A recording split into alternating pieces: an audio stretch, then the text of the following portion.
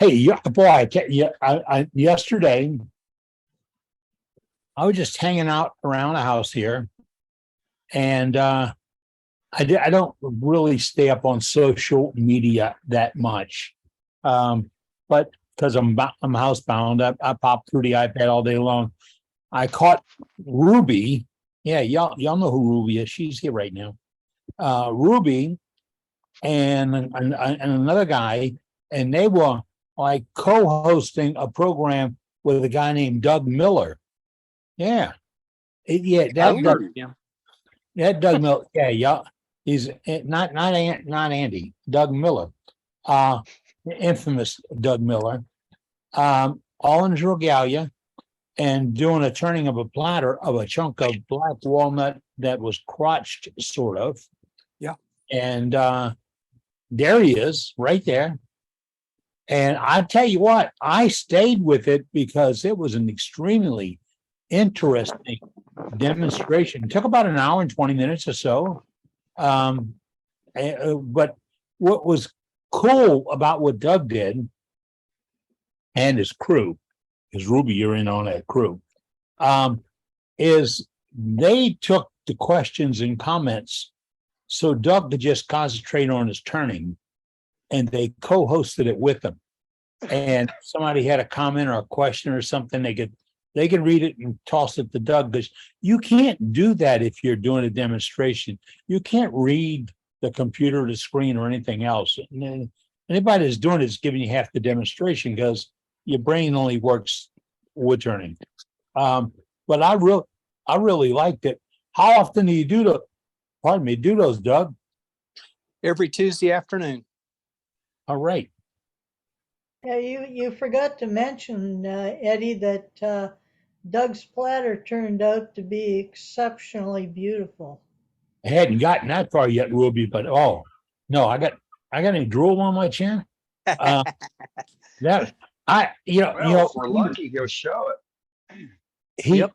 When he was roughing it in, no magic, right, Ruby? I mean, it's just no magic. There was a pretty plain looking piece of wood.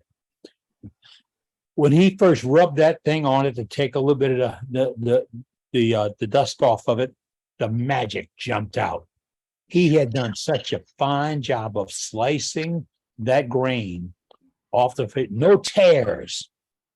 Not, they consider this. He did his platter. You saw the entire front side done in an hour with the setup and everything else done, putting finish and all on it. That's a pretty quick demo for what he accomplished. And when he got done, the way the crotch would just jump out, and I mean, it was gorgeous. He was okay. Enough of showing you that. No, I want to see. Keep turning it. Look at it. Yeah, it's like a piece when you walk across the room and it winks at you from over there. You know, when the light changes. That is beautiful. I really liked it. That's why we get together like this, because I picked up tips on what Doug did, and somebody said, can you use a 65-degree sharpened bowl gouge to do such and such? And Ruby, did you come up with the bottom feeder thing? Yeah, I had done a series for record power. In fact, I might have my diagrams here showing that there are a number of different angles you can make your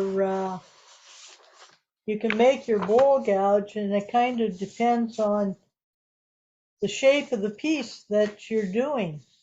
For example, if you're doing a really shallow bowl, okay, where you've got not much depth, which Doug's was, and it's got a wide opening, you can put like a 30-degree angle on it, and that'll allow it to just cruise across the bottom. And then as a contrast, if you're doing, let's see, a very deep piece, kind of like a vase, where the neck restricts the movement of the tool, then you want to put a much steeper angle so that you can make it all the way down the side to the bottom. And that's what it's called a bottom feeder. Right. And then if you're doing, well, actually, this one's the bottom feeder. You use that on the shallow ones. Upside down. What, you can't read upside down? Golly. Ruby, what's the dimensions on that for your bowl there and the what the gouge would be? Well, I've got a set of drawings here, and basically on the shallow one, well, they start out, okay, let's see. If it's shallow, it means that the opening is wider than the radius here is less, and the depth is less than the radius. And when you get to the very steep one, okay, what it means is that the depth now is a whole lot deeper than the radius. Got it. And if you do what I call normal bowls, which would be something like this, like a 45-degree angle on your tool, your radius and your depth are just about the same. And on this one, we've got a 55-degree, and it's just a tiny bit deeper than the radius. So, you know, for somebody to say to you, hey, you can only use one angle on your bowl gouge, it has to be a certain one, that's not true. It depends on what you're going to use it for and what you get used to. Right. That's like all that noise, pardon me, all that talk about you have to have this certain degree to do this certain cut. No, you have to have this to do a certain cut. And a lot of it's right here. Now, I was always a heavy guy, and I always had a little bit steeper grind on it because my gouge would bump into my belly. So I didn't have a lot of, yeah, that was the truth. All right. So I didn't have a lot of room to swing back there because there was other stuff back there. And so I learned how to increase the grind on it a little bit. And I had folks say, well, you can't cut with that. Yes, I can. Yes, you can. And the same folks that would tell me that were the guys and turners that had the little divots in the bottom of the bowl. And when you go across, that gets me. Yesterday, when Doug was finished up splatter and showing it, he said, I don't want to flash it too much into the light as he was turning it. I wanted him to flash into the light because, Doug, that was your masterpiece right there when you flashed it in the light and there was no center. There was no sparkle. There was no bump. There was no hiccup. It was a smooth, flat center. He didn't want it. Not that long ago. When Doug was cutting that part, I think he mentioned too an important fact that when you go across the bottom and you come in towards the center, you have to remember that although it might be doing 2,000 RPMs at the outer edge, at that center, it might only be doing 25. Yeah. So you have to slow your cut down and just give the wood time to cut. Yeah. And that throttle. Center, it's doing 0. There's a throttle right here.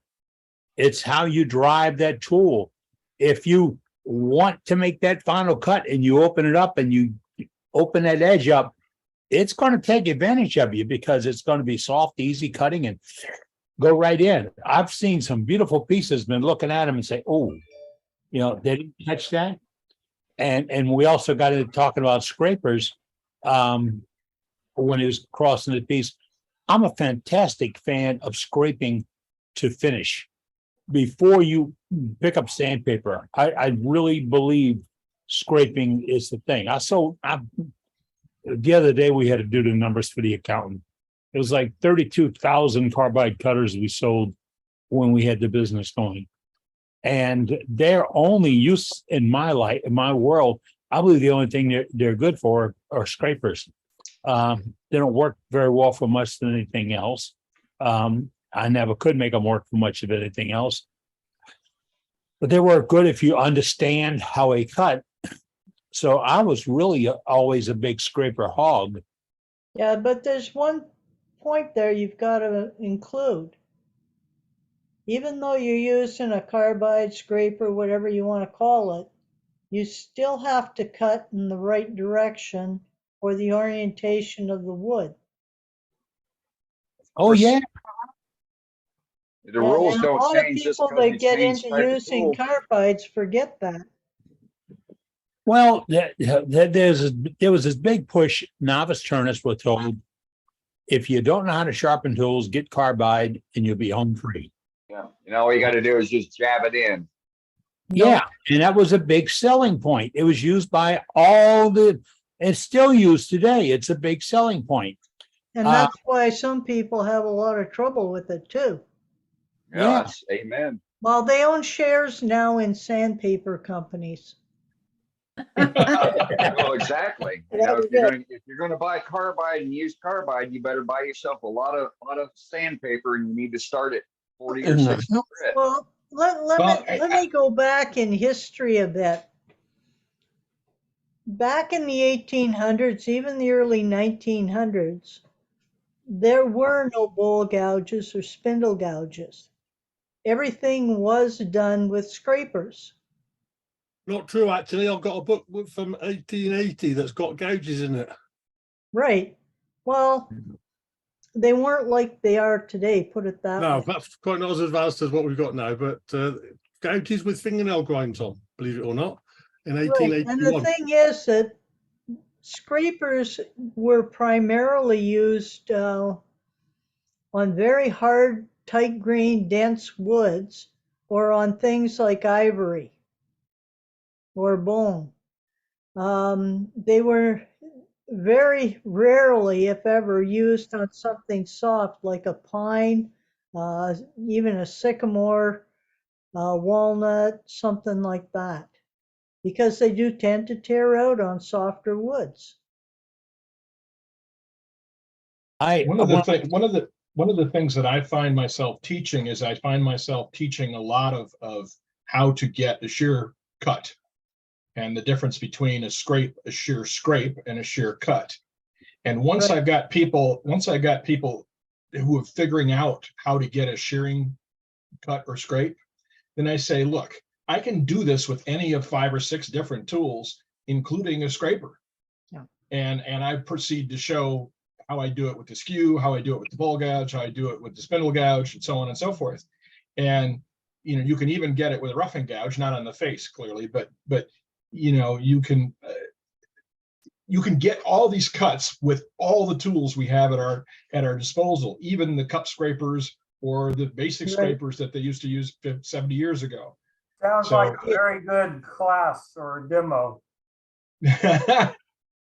Because that's not been talked about really recently.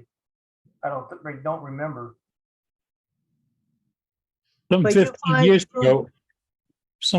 years ago, as we buy your wood turners, Gorst Duplessis. Many folks know of Gorst. He was an excellent ornamental turner, and a discussion happened about using gouges, and it was, do you have to use the 40-40 grind or this grind or that grind or an elliptical grind or an Irish grind or whatever? And he said, I can do that bowl with a scraper. In the next meeting, he did 2 bowls out of sycamore. He did them from soup to nuts, and he had 2 scrapers that carried in his back pocket and a diamond card in his right pocket. Just pulled it out and flattened out those scrapers and turned those 2 bowls all the way to finish, from rough to finish with scrapers. And there was no effort. It was something, and that's where I learned by not watching I wasn't watching the entertainment. I was watching what he did because that was more important to me. He knew what that tool did. He knew how it cut, and didn't try to go one bit above its capability of cutting. So when he saw or felt that it needed a touch up, it was quickly, no big deal, and go right back to making another cut. And it was a magnificent demonstration. And everybody want to talk about gouges, doing this better than that and all this. But what he was pointing out is he could work all day long without any of his gouges. And if he did, it was a 3/8 inch elliptical grind that he did by hand without a jig, that he just step up to the grinder and one pass and knock a fresh edge off with like a 320 or 400 stone. You see somebody like that and you understand it. They stopped and took the time to understand how it cuts. That's what Matt was doing. Matt was having a class and showing him, look, this is an edge. You're cutting with it. This is what's possible. It's like picking up your pocket knife and cutting the shaving off of a broomstick or a piece of oak or whatever. How do you cut it? How do you Yeah, get? we all get like these instructions, these basic instructions going into things. You know, you do things this way, and you know, I've got to have my tool exactly on center and so on and so forth. And I'm like, there are times when you're not on center. There are times when your tool is riding the bevel and it's up on top of your piece of wood. There are times, you know, when you're getting a, you know, if you're getting a shear cut and a spindle with your deep fluted bowl gouge, you know, it's behaving like a skew. There are times when you do all sorts of different things. So nothing is set in stone. You just have to. And so what I tell people is I say, just pay attention to where the chips are coming off your tool edge. It's not about exactly where the tool is. It's how the wood is meeting the tool edge that matters. So if you change that angle, you know, all of a sudden you're getting a shear, you know, and it just takes a simple rotation of a tool to go from a shear scrape to a shear cut. And, you know, and you can show that with just, you know, a very simple demonstration. So and then people get it and you got streamers and happy students, you know. Yeah, I tell people all the time, when you see those little silly streamers coming off, you got to be happy because that's what you're looking for. If you see those big chips flying over your shoulder, that's showmanship. That's all they're doing.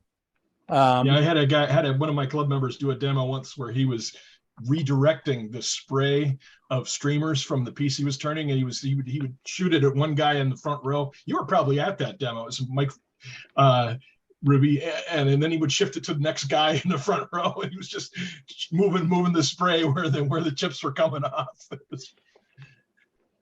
Yeah.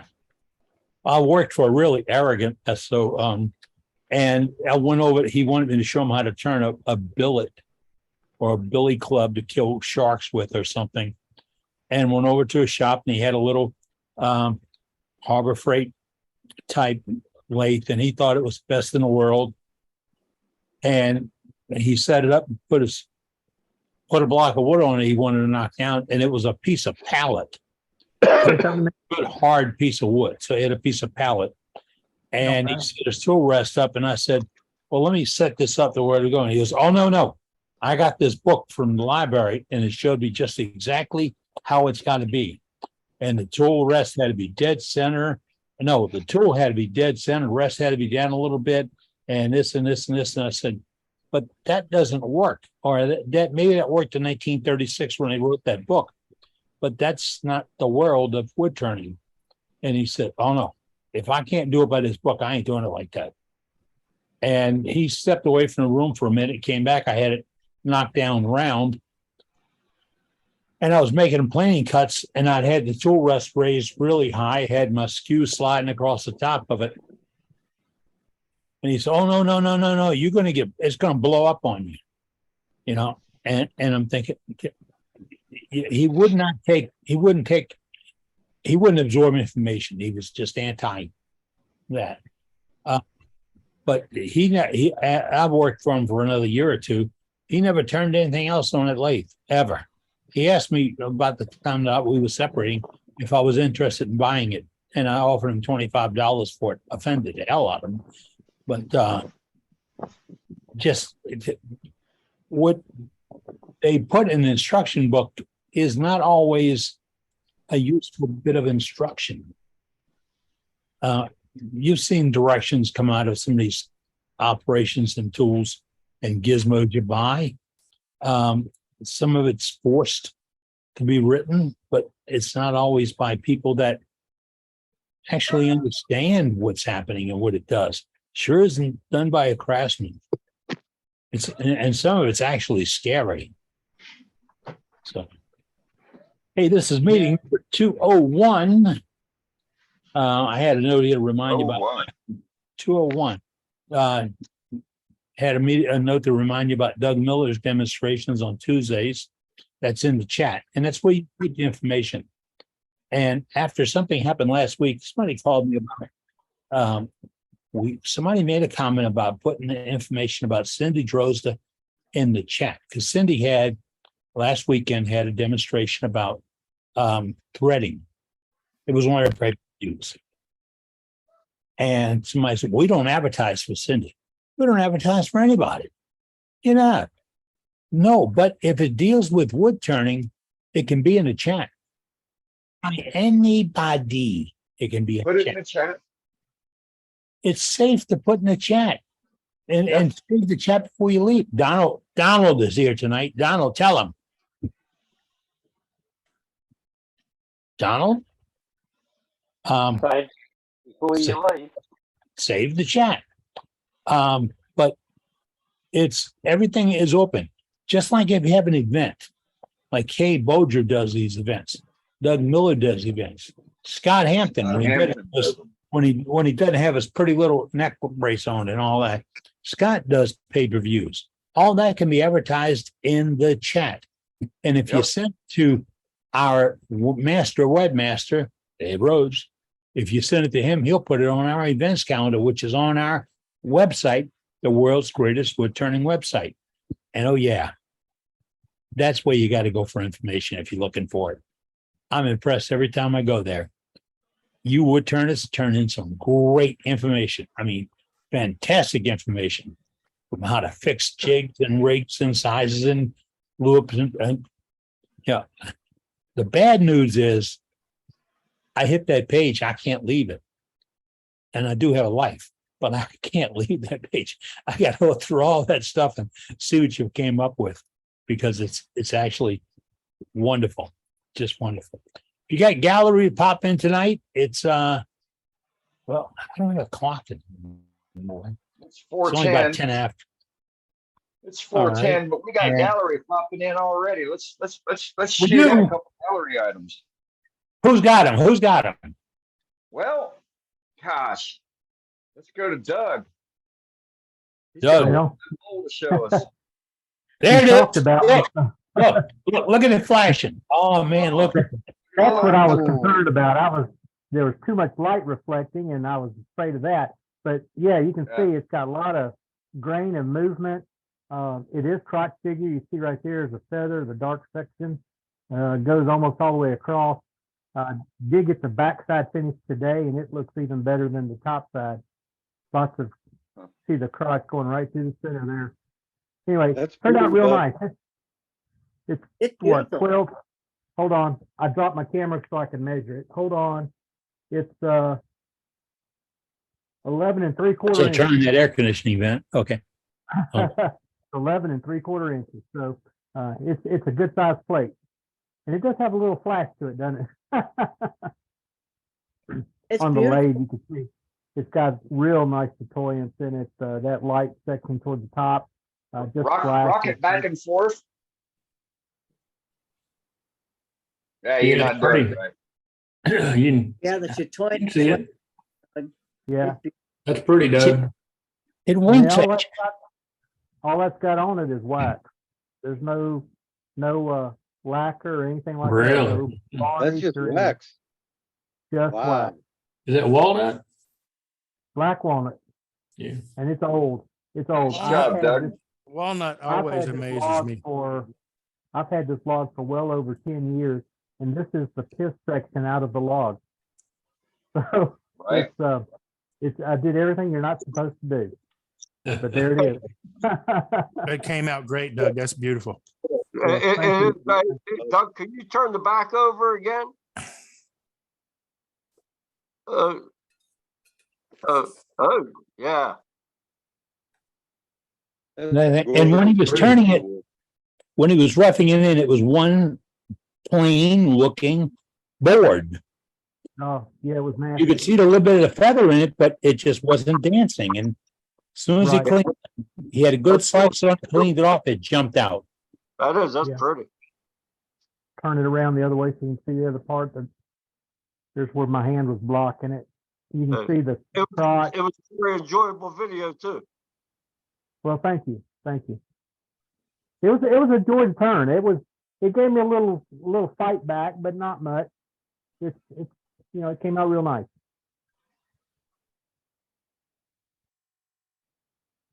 It was remarkable. I very much enjoyed it. Well, thank you. Thank you.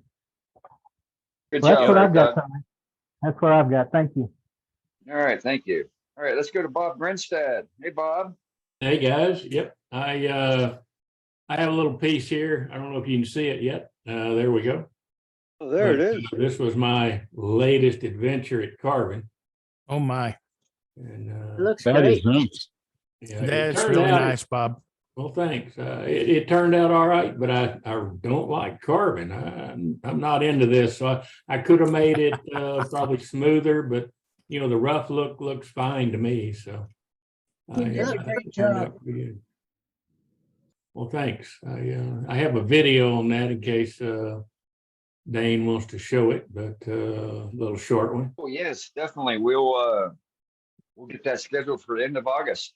Okay, that'd be good. Or But maybe anyway, next it turned out real good. Like I said, Yeah. it's not as Yeah, smooth Bob. as I wanted, but I think it looks fine. It looks like what do you call it? A rough weave or rough reed, maybe. I don't know what the material is, but I think it looks great, Bob.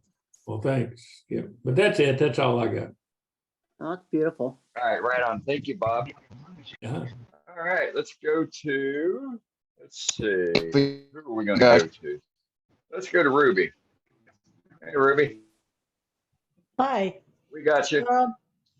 First, I have a tip I was going to pass along. I'm sure you guys have experienced a problem periodically with these little caps on spray cans clogging up.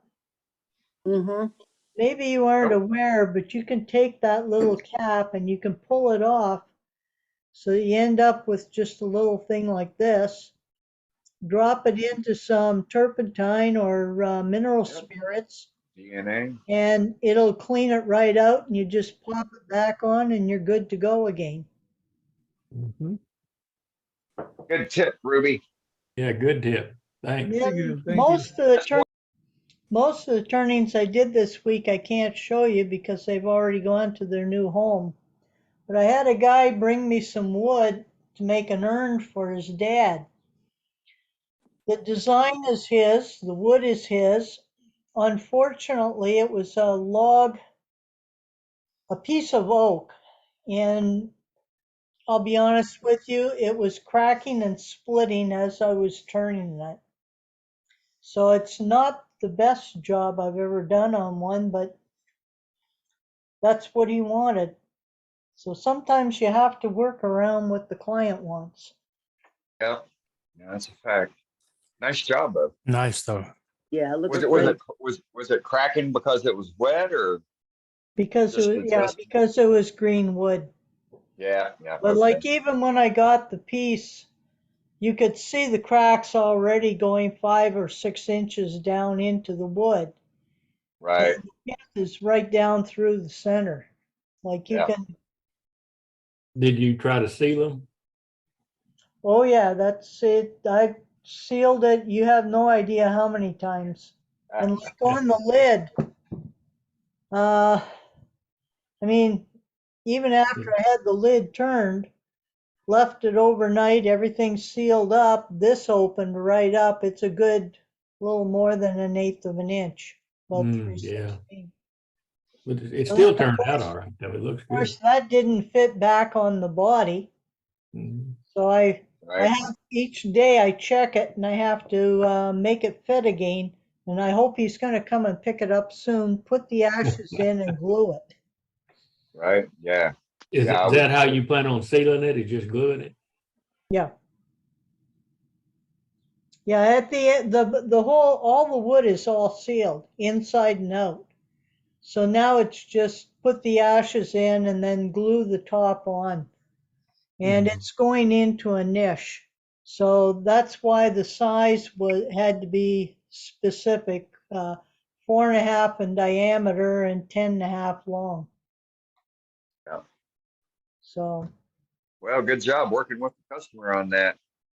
well, Oh, yeah. my concept of an urn would have been a nicer shape, but that's, Yeah, I'm with you. he was very specific. That's what he wanted. Right. No, that's understandable. You know, like I said, you know, when it's commission work, you give them what they want. So Yep. And the other question would be, is that going to be big enough for the remaining? I did take a number of cups of rice and poured them in to make sure it would hold them all.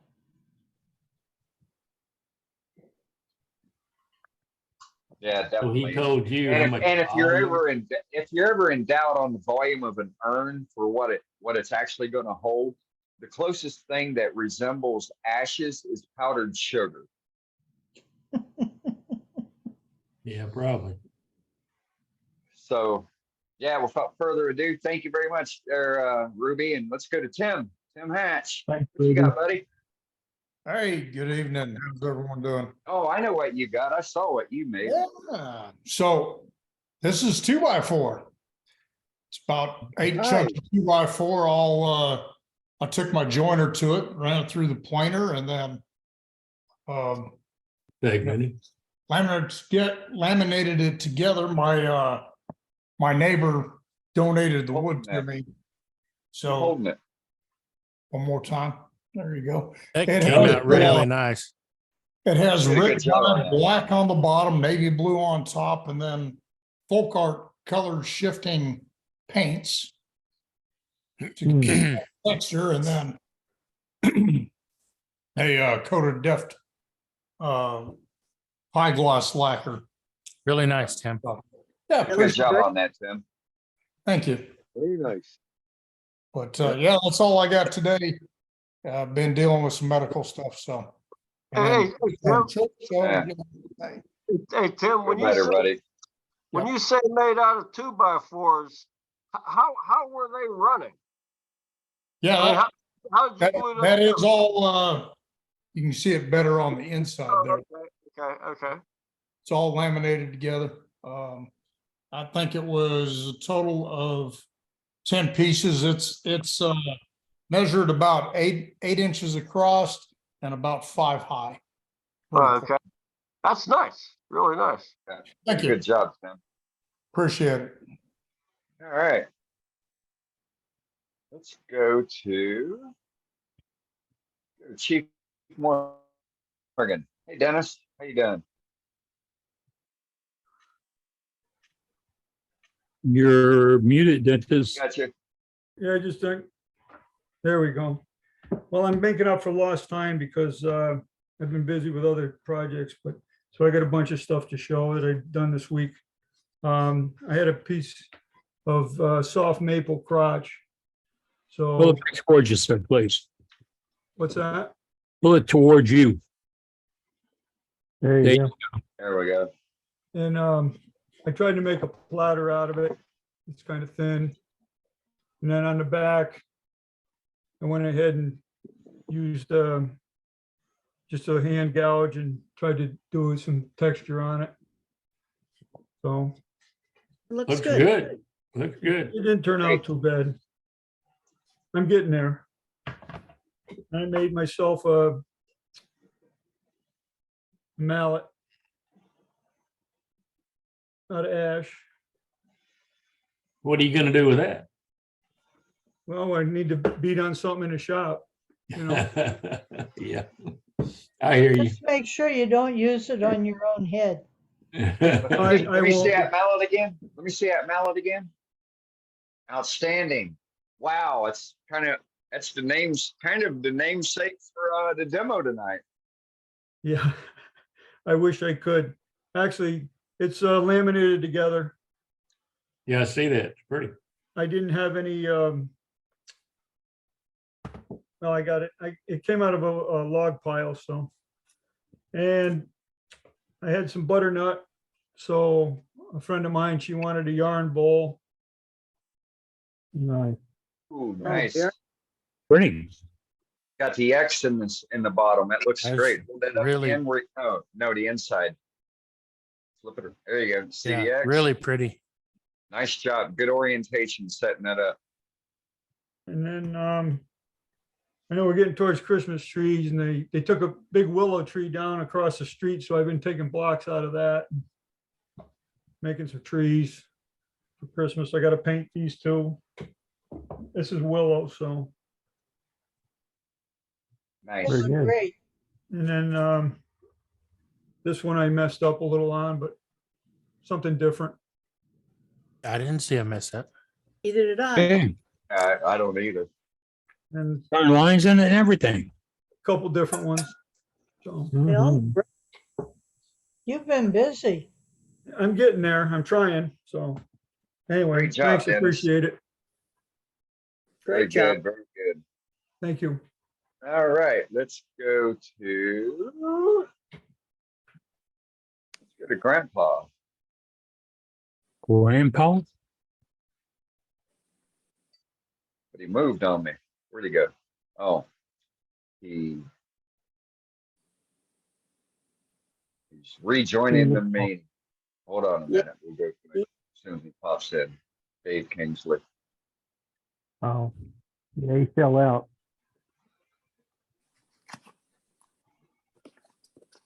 Yeah, let's go to Charlie while we wait for him to come in. Charlie. Yes, sir. I had, it's been so hot, I can't go too much in the shop, so I don't got a whole lot. About 4 years ago, we had what's called a flatline wind, and it took my neighbor's apple tree half down. So I told him if I'd clean it up if he'd give me the branches and stuff. He cleaned it up and brought all the big branches over. Outstanding. I made That's it. even I'm going better. to give his wife the urn, and I'm making him a big cup. Well, that's And I'm good. done That's with that. pretty. Now I made a couple more gnomes. Mm-hmm. I like those very little critters. My wife painted the hat. Can't Yes, go did a wrong good with job. gnomes. That resembles Billy Burt. Where is that Okay, guy? yeah. Oh, somebody let him back in. And there's another one she painted. Looks Nice. good. That one's cute. They're both cute, but I like the hat What job on that character one. is it? You Cat in a didn't hat. hold it up long Cat enough in so a we hat. can look Cat in a at it. hat. Come on, co-host, let people in. And We're trying, guys. we had a storm last winter come early. It was wet, sloppy, and it froze and snapped down branches on trees. And I cleaned up a neighbor's yard for him and took the pine, and when it dried, I got a snowman, a little tree, and a big tree. These haven't been coated or sanded yet, so they ain't gonna get sanded. Looks good. Looks good. Great job, Charlie. That's all. Very nice. Outstanding. You Alright, said it was too. You said it was too hot. Oh, in Minnesota, when it gets 90 some degrees at You did- 80% humidity, You did Well, quite a when it gets 90, you go fishing up there. yeah. All right, let's go to Dave Kingsley. Hey, Dave, you're back. We got you. He's had issues with his connections.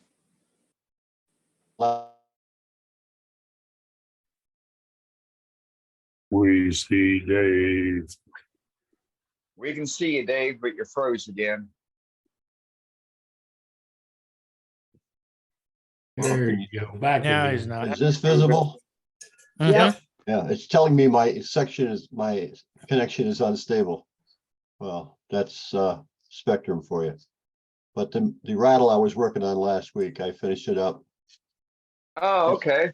It's going to end up in my collection of things to use as a lesson to myself. And One where you went through the bottom, went through the side. yes, the other end. Where Yeah. it had a hole in it. That came from the rescue room. That's nice. It works. Cool. Not very happy with it, but what are you going to do? You do what you can. My board stretcher was broken, so I had to deal with that. But that's it for me. Good. Stretcher. Right on, right on. Board stretcher. I We ain't all got need one it. of them. Oh, we all need one. You ain't once got in a one while. then? No. I ordered one that came in the wrong size. Can't get it. Okay. Okay. Anybody ever see that YouTube or TikTok clip? Came out a couple of years ago, where a guy was going through a Home Depot and he had one of the Home Depot associates, nice young girl, and he was asking her for the board stretcher, and she was looking at him like, never heard of a board stretcher. We don't have a board stretcher, and then so she goes to one of the associates and he says, yeah, well, actually we do. It's down, towards aisle whatever 13. And they're walking down, it's being filmed and everything. And about halfway down, finally, the guy that was asking for it, lets her in on the secret, is the equivalent to wiper fluid for your automobile. And she turned around and punched him in the arm. That was funny with the board stretcher thing. Well, I'm not going to say I fell for that prop wash thing when I was in the Air Force, but I carried that 5-gallon bucket 3 miles. Yeah, we used to do priority issues and supply and send it down to the new ABs to go pull 100 yards of tarmac, and then we'd send them out on the flight line and there's your tarmac, go pull something, and be like, I don't know how to do that. Well, when I worked at the ice cream company, we'd send somebody. All the maintenance troops would just get the biggest kick out of it. Yeah, we would send somebody for a bucket of steam. And yeah. One guy tried to tell us there was no such thing, so we threw a lump of dry ice in a bucket in some hot water and really confused the dickens out of him. And you wonder how the world turned out the way it turned out. Yeah, one. I was working for a big company and I was working what we call the tool crib. We gave out tools to the maintenance when they come in and ask for them. Some idiot would always come in asking for a left-handed crescent wrench or a metric crescent wrench. Oh, I got my neighbor had them hanging on a wall in the shop, and they had metric and standard marked on them.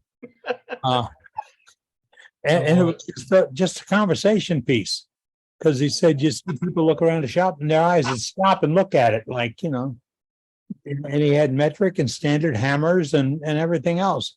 And he was an engineer type, and he wondered why we had standard. And he was imperial. Should be imperial. Yeah. Well, I was at a shop today, and there was a sign on the front counter that said that they now carry left-handed hammers. Well, it's a good marketing ploy. Hey, we got Heather on here, and she's available to show some work. So let's go pop over to Heather before she has to go back to work. Hey, Heather. Hi there. Hi. Hey, So, got you. Yeah. Finally, after what, 2 months now? Yeah, right.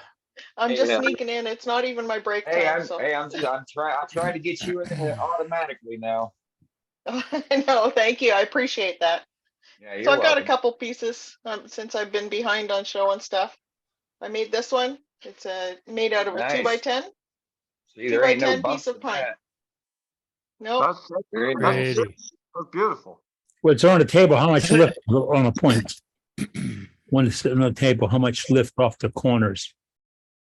It's, can you see it? It doesn't Quarter teeter, inch. does it? About 3/8 of an inch, maybe. It doesn't teeter totter. It's maybe a 1/4 inch.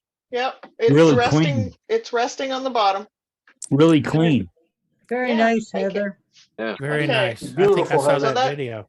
I love it. So that was building material. This was made out of building material. It's made I out saw of a that 4x4, 4x4 piece Nice. of pine. It's a Oh. 6-corner bolt. That's good. That's beautiful. I Gorgeous. saw an outlaw in Canada. I saw the other outlaw in Canada do one like that. That guy, Yeah. Bowman. Yeah. Very Yeah, I think I saw that one too. That's why I tried to copy it, right? Very nice, Heather. Very nice. And this one is made out of spalted birch. Oh, I saw that one So- too. It's a pyramid That's bowl really cool. or pyramid box. So the top comes off. I haven't finished the bottoms of these yet. There's the inside. And this one comes off. And that one comes off. Oh, too cool. So I'll put it Very here, I nice. love it. That's cute. That is nice. there, Very nice. and Very there. nice. And this is the last piece I made so far. Trying to get the glare off of it. That's cool Put too. Norse runes burnt on the bottom. Very nice. Yeah. The color, And that's it's- gorgeous. Very It nice. actually looks more blue in the video than it actually is because it's like a teal green. Yeah, you keep saying that and everything. And it still looks blue.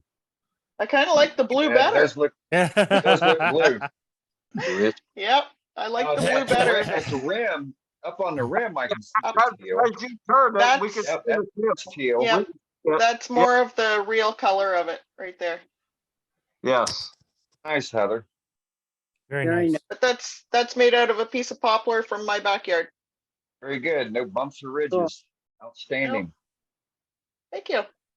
That's it. It was great, Heather. Beautiful. Thank you. Good stuff, I'll Heather. see you in another 2 weeks or 2 months or whatever. All right. All right. Back to you, buddy.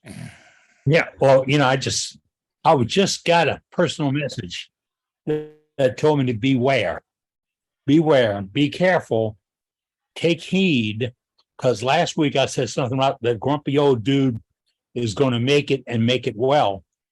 We're talking Mark Soleil. He's in the house tonight. We got to give Mark a hello, Mark.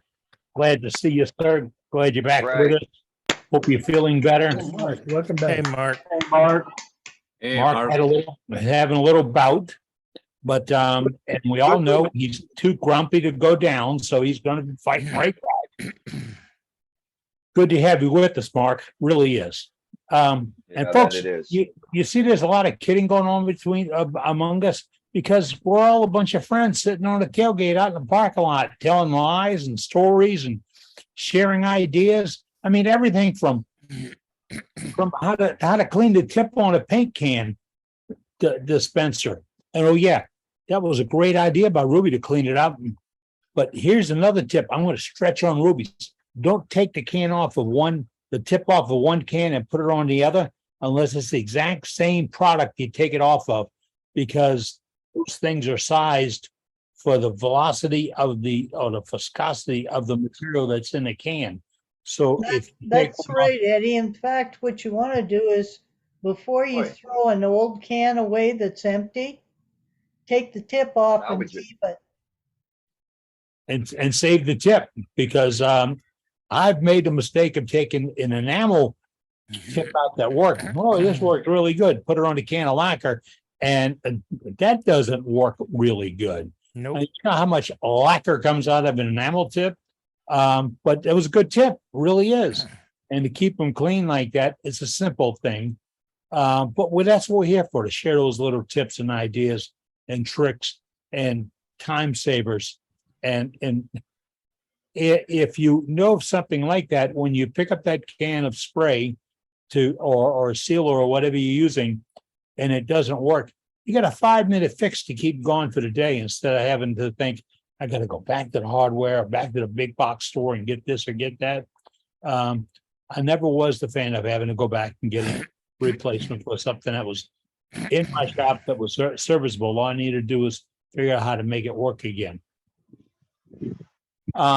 We've got some demonstrations lined up for you this evening, folks, and you can be part of the demonstration.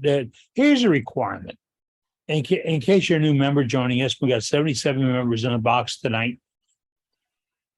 All you have to do is say you want to do a demonstration. That's all it is. Go right there to the chat and put it in there. I'd like to do a demonstration. Dane Chandler lines those up for us. He's got openings right now. He'll line up the demonstrations. And it is so difficult to do. You've seen demonstrations happen right here, filmed completely on an iPhone. You've seen demonstrations that were filmed on an iPhone, edited, and brought to you again from another iPhone.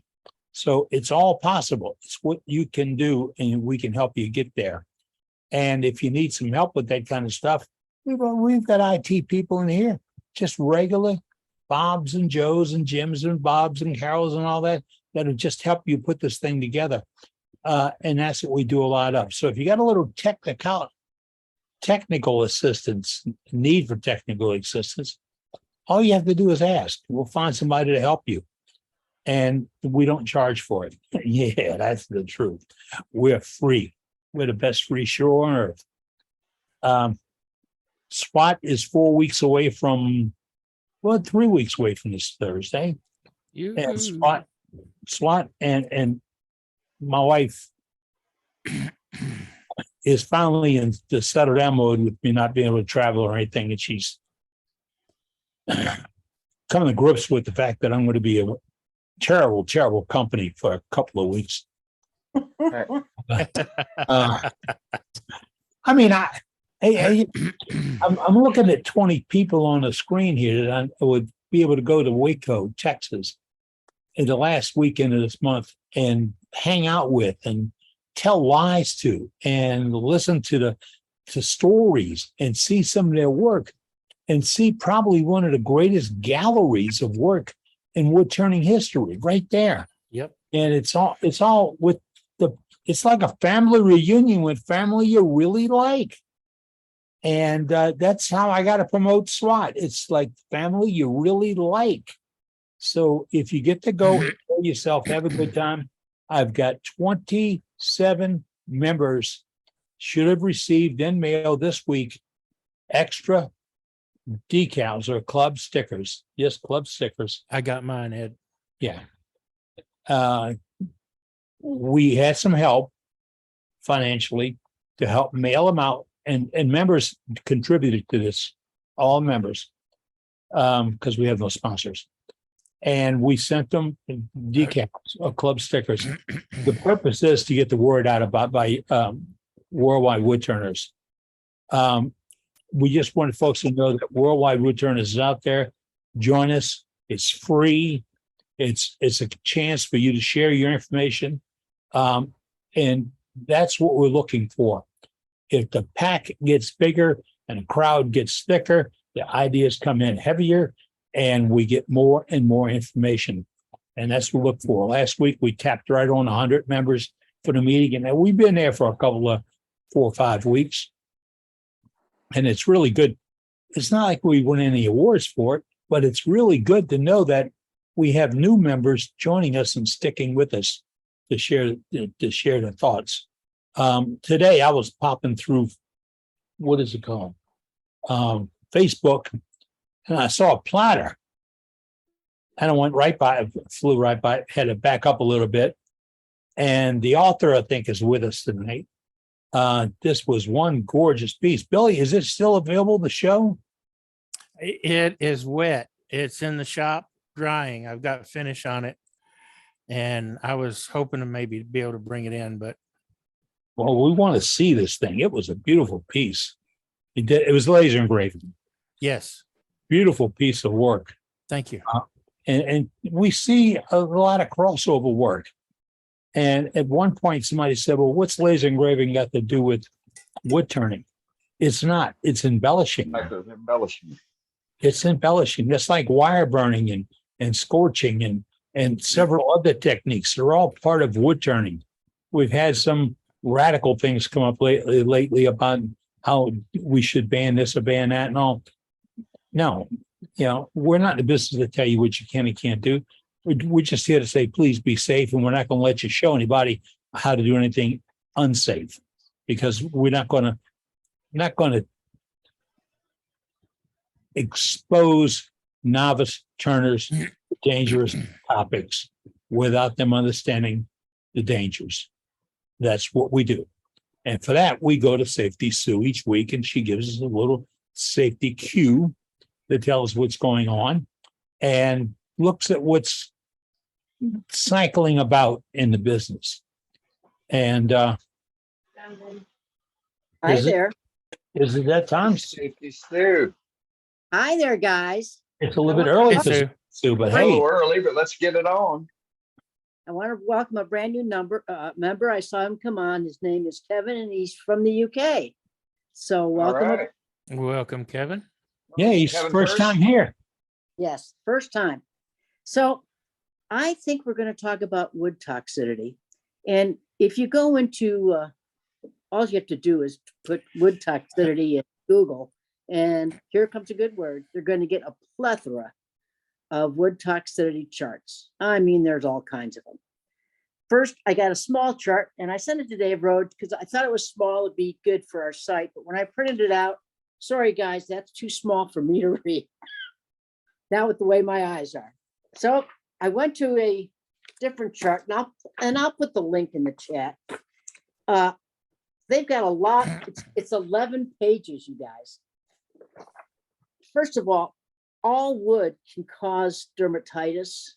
It can cause, like skin rashes and stuff, guys. It can cause you to sneeze. It can cause respiratory problems in the long run. It can irritate your asthma. Exactly. So, but in the long run, it can have very much effects. On this one site, and I sent it to Dave on email. I'll put the link in the thing for the site. And also the AAW has wood toxicity, and you don't have to be a member to get it. You name the wood and it's on here. But I want to go over some of the ones that kind of surprised me, especially the ones that deal with your eyes, asthma, nose and throat irritant, rhinitis, respiratory infections, asthma. And now here's one that I've never really heard of. I mean, I've seen it in some of the places that sell wood. Aphromosia, dust and wood splinters, that's the source. It affects the nervous system. Splinters can go septic. It's a rare occurrence, but that can be there. Okay. Alligator juniper. I don't know what that is, but we have a lot of juniper around here. We have a lot of gators around here, so who knows? But that's considered, that's a dermatitis, respiratory, and it's toxic. Almond tree, respiratory and indigestion of all things, and it's got cyanide poisoning in it. And So do almond seeds. Yeah, Or almonds. yes. Apple seeds. Yeah, but they didn't say anything about apple seeds.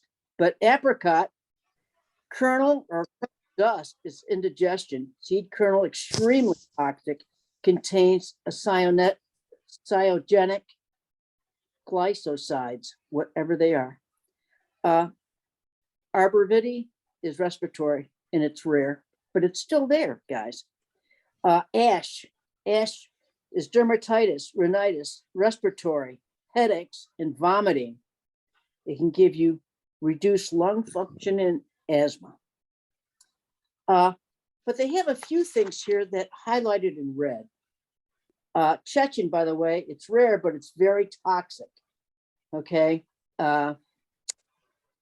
American cherry is wheezing and giddiness. You start laughing around it, you know what's happening.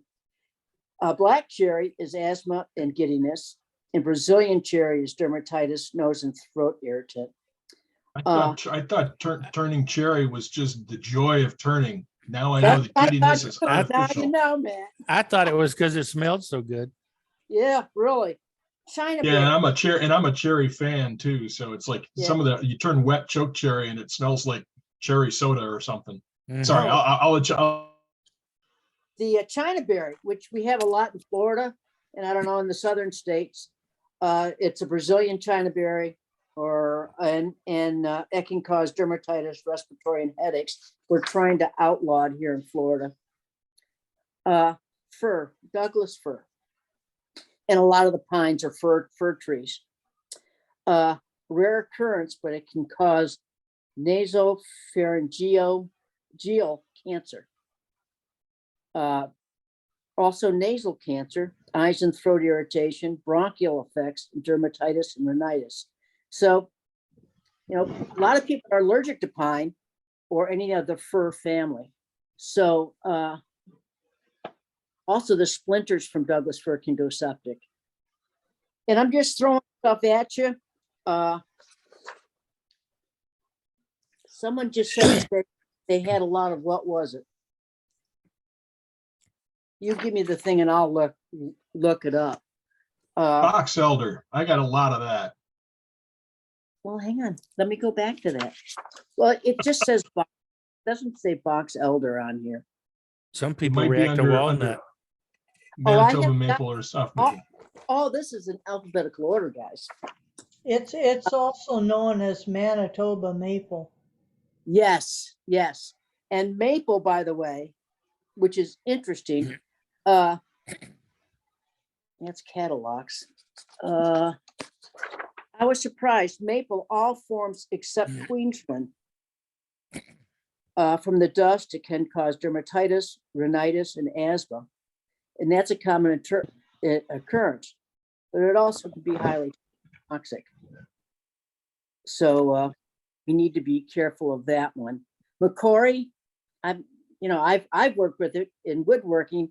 I haven't got to turn yet, but it can cause nose, throat, nosebleeds, nausea, headaches, giddiness, and dermatitis.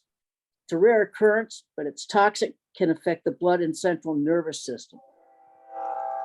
What kind of wood is that? McCory, MAKORE. Here's the first one in red. Now, any of the southern states, you've got mangroves. The milky mangrove. If you've got freshly cut mangrove, you're going to see the sap. That sap is highly toxic. Irritation and or temporary blindness, headache, burning of the throat, and blistering of the skin. Mimosa. Well, if you got some green mimosa, you're going to take off the leaves and the bark. It's a direct toxin. It's common for respiratory, nausea, malaise, and pneumonia. And I'm terribly allergic to mimosa. Yes, a lot of people are. Myrtle, all forms. It get like any other wood. It's respiratory mucous membrane. Oh, I know, it was willow everybody was talking about. Yeah, we'll get there in a second. Oleander. We have oleander all over here. And it's a direct toxin, whether it's the dust, the wood, the leaves, or the bark. You don't want to touch it. It causes nausea, cardiac malaise, cancer, and death. So just stay away from oleander. What's it say about Coca-Cola? Oh, let me go back. It says send it all to me, Dane. Yeah, right? Yeah, me Yeah, too. you don't 'Cause want it doesn't it bother me either. Let's see. The toxic rosewood. Yeah, they're Polo, dust and wood, dermatitis, eyes, and respiratory is common. Okay. I've been told there are two types of turners. Yeah. No worse than a conifer. Cook your It- fish it- on it it, hurt- folks. It hurts your wallet too when you have to pay for it. Yeah, I've been told there's two kinds of turners: those that are allergic to cocobolo and those that will be. Yes, exactly. We need to stop this. I don't have much time, so it doesn't matter. I know that cocobolo wildly irritates my skin. I get it on my arms or something, and I've got to wash off, and I've got a rash for 24 hours. Oh, yeah. Just the dust. Yep. Well, you better send it to me then, Matt. Well, Sue, you keep everybody's got to sell all their lathes and tools because it's too dangerous to turn all the wood that we like. Well, you know, Yeah, I just put the respirator on. And wear your respiratory Hey, stuff. Sue, Wear an Sue, I eye just what put is the it- respirator on and wear long Sue, sleeve what shirts and have does at it it. say about outer? About which one? Outer. Alder? Alder is Yeah. not the guys. Alder, dust and smoke. So don't burn it. Okay. Yeah. Alder But that's dust. but that's what they sell in the store for you to cook your fish on. Yeah, I know it. Respiratory ingestion, skin, common occurrence. Okay. There you go. There's one here that I thought was pretty funny, was sneeze wood. I've never heard of that. And it causes sneeze. So I thought that was Go pretty. figure. Sassafras. Dust, wood, leaves, bark, and sap. Direct toxin, nasal pharyngitis, whatever it is. Cancer. Respiratory nausea, malaise, and dermatitis. Wow, I made. I wanted teeth to from go for years. rosewood, all forms. Is dermatitis, asthma, eyes, and respiratory. Mhm. Willow. Where's willow? Willow, wood leaves, wood, dust, leaves, bark can cause nausea, malaise, and respiratory symptoms. In rare occurrences, the allergic reaction is similar to aspirin. We don't have yew over here, but they have it in the UK. Dust, wood, sap, and leaves, headaches, nausea, fainting, intestinal irritation, visual disturbance, lung congestion, reduced blood pressure, and death. Common occurrence, direct toxin, nasal pharyngeal cancer, and it's extremely toxic. So basically, I'm not trying to scare off anybody from turning. What I'm saying is that let's take the proper safety precautions. I will put the link to this on the web, but we need to make sure that we are covered. This a hobby that we all love. So, guys, let's keep ourselves safe. Put on, long sleeves if you need to, especially if you're allergic to something. Make sure that you have a face mask on, your head protection is on, your eye protection is on. Some people I know need to wear fingerless gloves, but basically all woods can hurt some people. And so I'm asking everybody to be safe this week. Try to know what wood that you're turning. If it's fog wood, be extra careful, and have a great week turning. So be safe, guys. Thank you, Sue. Outstanding. Thank Thanks, you, Sue. Very good. I got a little bit to add if I could have just a minute.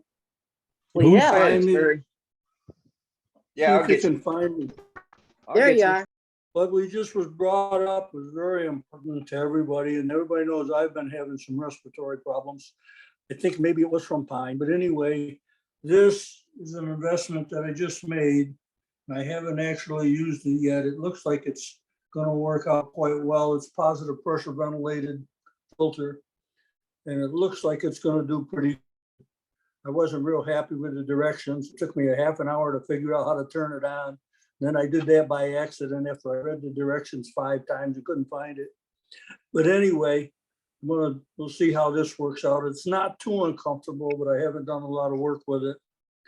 But I've been using different respirators and everything else since. But one thing I wanted to show, a little tip or a trick.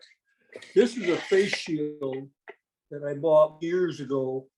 And you can see it's kind of rough. It had a lot of glue and scrapes and scratches and beat up, but I really liked it. And I like the shape of it. It's real high impact plastic, and it actually took a piece of plastic that rang my bell and bounced it off the wall. So I was pretty happy to have it on, but that's not why I'm showing it to you. I'm showing it to you because the shape that it's in, I looked today to buy a new shield for it. They want $50 for it. So I said, no, that ain't gonna happen. So anyway, I got thinking of our friend Mark Soleil, who happened to join us tonight. And this is one exactly like it that the club threw away. And out of the two, I picked the worst one, which was this one, and took it to the buffer with some Varnex on it. And it came out almost like new. It's amazing. So then after I got done with, I said, well, let me try a headlight. And it came out the same way. So any of you are thinking, there's things that you might not want to throw away. There's other ways to go about it. And that's all I wanted to show this week. And I didn't do much turning. I'm getting ready for a little demo we're going to do. So we'll see you next week. Sir. Hey, Thanks, would you put a link Raspberry. to that respirator in the chat? Yeah, I could put a link to it in there. I'll see what I can do. It's just, I get the information off the box, which is better, but it's unfortunately, guys, it is the second most expensive tool in my shop. And it really would be nice if they could do better than that. With the extra accessory kit to it, it was $650. Yeah. But that's not much compared to a trip to the hospital, I guess. So. Or dying. Or not be able to go to the turn anymore. You know, look at all the options. And that's when you start weighing the cost of things, look at all the options. Because safety, you pay for safety, but safety pays back. I had an Air Trend a long time ago. I bought an Air Trend when I was attending a class up in Aramont. I stopped in at one of the smaller box stores. I loved it. I wore it out. I got a replacement motor. I wore that one out. I got a replacement for the whole kit. I wore that one out. And it was just because who was talking about the dust and stuff. And you don't realize what you ingest or intake. And guess what? You turn all day. And say you've got your mask on and your shield on and all that stuff. But then you get done and start to go in the house and, you know, oh yeah, it's been a heck of a day. What did you just do? You just rubbed all the residuals into sensitive areas around your eyes and your nose and your mouth to ingest it even greater. So, you know, when you were a kid, one of the warnings your mama always gave you was wash your hands. The reason we had a pandemic a couple of years ago, we all forgot to wash our hands. If we think about that when we're working in the shop with exotic woods, chemicals, dyes, paints, anything, wash our hands. It only takes a second or so. And if you, just when you get done doing something before you move on to something else, a pump or so of one of those antibacterial squirts is, if that's all you can afford or all you can do, or a handy wipe that we all got accustomed to during the pandemic. Just take a second, clean your hands, wipe your face. And before you go in the house, blow your nose. And then, you're not supposed to talk about that kind of stuff. Blow your nose, wash your face. Get those contaminants off your skin. Don't bring them into people around you. Other people are allergic to them. I had a member in a club once I was at that couldn't be around you if you turned mesquite. Really, if you turned mesquite today and was with him later this afternoon, he couldn't be around you because he's that allergic to mesquite. And his cuticles, first thing is his indication would be his cuticles would be raw. And then he knew something was up and he'd start distancing these people, washing his hands and trying to give way because he'd made contact. It was that bad. I got all his mesquite. He brought me because he was loving to turn it, and that might have been why he had a little bit of a problem. But it's easy to get past some of these things. Number one, wash your hands. It's how simple can it be? We wouldn't have had a pandemic. We all learned how to wash our hands. They were Hey, can I inject something here? certainly, Ruby, go ahead. If you go and get your eyes checked, make sure they also check the little tear ducts in your eyes, because the dust in your shop, even if you wear glasses and a mask and all the rest, can clog up those tear ducts, and it can be quite painful for them to clean out. Painful is a minor, painful. Yeah. So you know, and also get yourself some really good eye drops that don't have any Allergens in them. yeah, they're I can't think of the term for this stuff, but that they're natural, something like Hydrosense, and use them quite often on your eyes. And don't use Visine, because Visine is supposed to have a lot of those chemicals in it that you're talking about. Yep. Right. The eye doctor mentioned to me that Visine once or twice, but if you're using it to wash out your eyes, so to speak, if you use it a lot, it can be damaging. And that even brings up another item. I have no scientific verification of this. I'm curious if anybody else has had the problem. I've only started working on wood the last 5-6 years. And I used to never have problems with my eyes. Now, I don't mean that I didn't wear glasses. I mean, I didn't have problems. But last year I went to my eye doctor and he made a really strange comment. And when Eddie rubbed his eyes just now, I realized, oh my God, is that the reason why? The eye doctor said, I've never seen eyes that are scratched up as yours. You did a close examination. I thought, oh my God, I work in the garage now. I've got dust in the air. Yeah, I wear glasses. Yeah, I wear a shield, but the dust is still in the air. I wonder if I'm coming in and rubbing my eyes, because I always do that. I wonder Well, if you I'm know, scratching Dave, my eyes out. Dave, I've had the problem, Dave. In fact, I went in, I have to go monthly for my eyes anyways. And they had me see the cataract doctor, mainly to check up my cataracts, but also to check on eye dryness. And he said, Sue, your eyes are all scratched up. We have to scrape them. Ooh. They can only, you know, like numbing drops only work for about 10 minutes.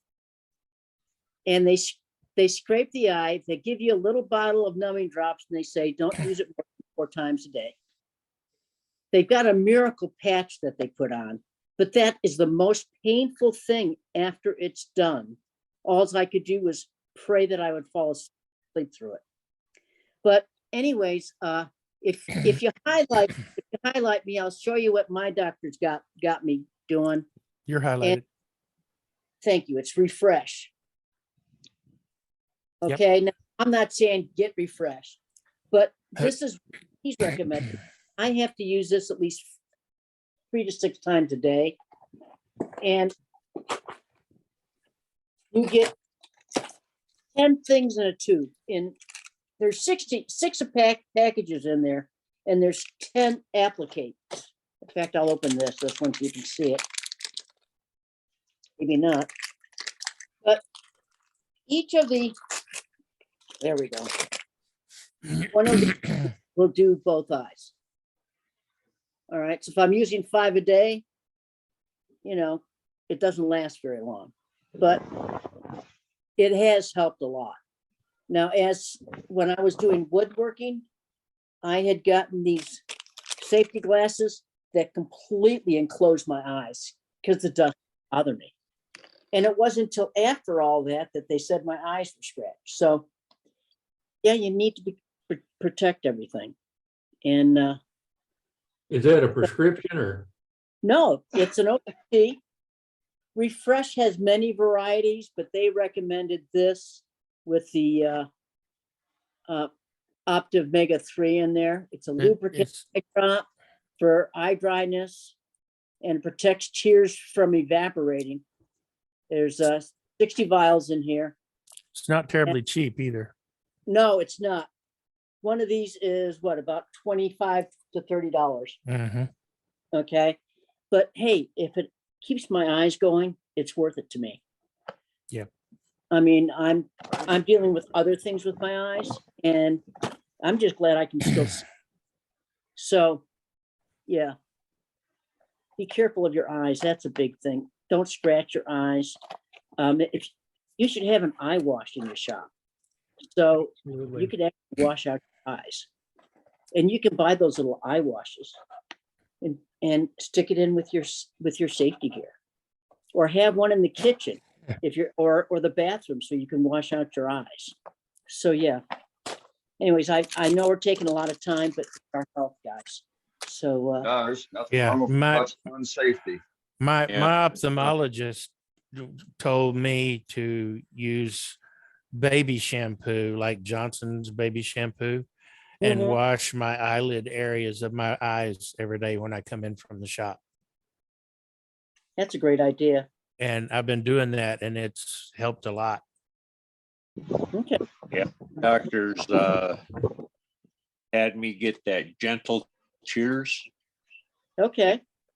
and whenever I feel my eyes would get so dry that they'd wrinkle, Ooh. I would put these in, and it was like I just got my eyes washed. I mean, and it always felt cool and calm my eye right down. And I keep one of these in my pocket all the time when I'm traveling, That's a great idea. and I'm constantly cleaning my eyes. To me, I can't do it enough. But I like that baby soap thing about washing your lids and your eyelashes at night. Yep. Mm-hmm. Well, I'm a big baby, so that would work good for me. We all. Well, especially us men, we're bigger babies than women. That's right. Oh, what the women say. Uh-huh. Well, hey, you know, I'm not going to argue with my wife, so. Yeah. Yeah. My husband was, oh my gosh. But he was my baby. So there you go. Yeah, right. There you go.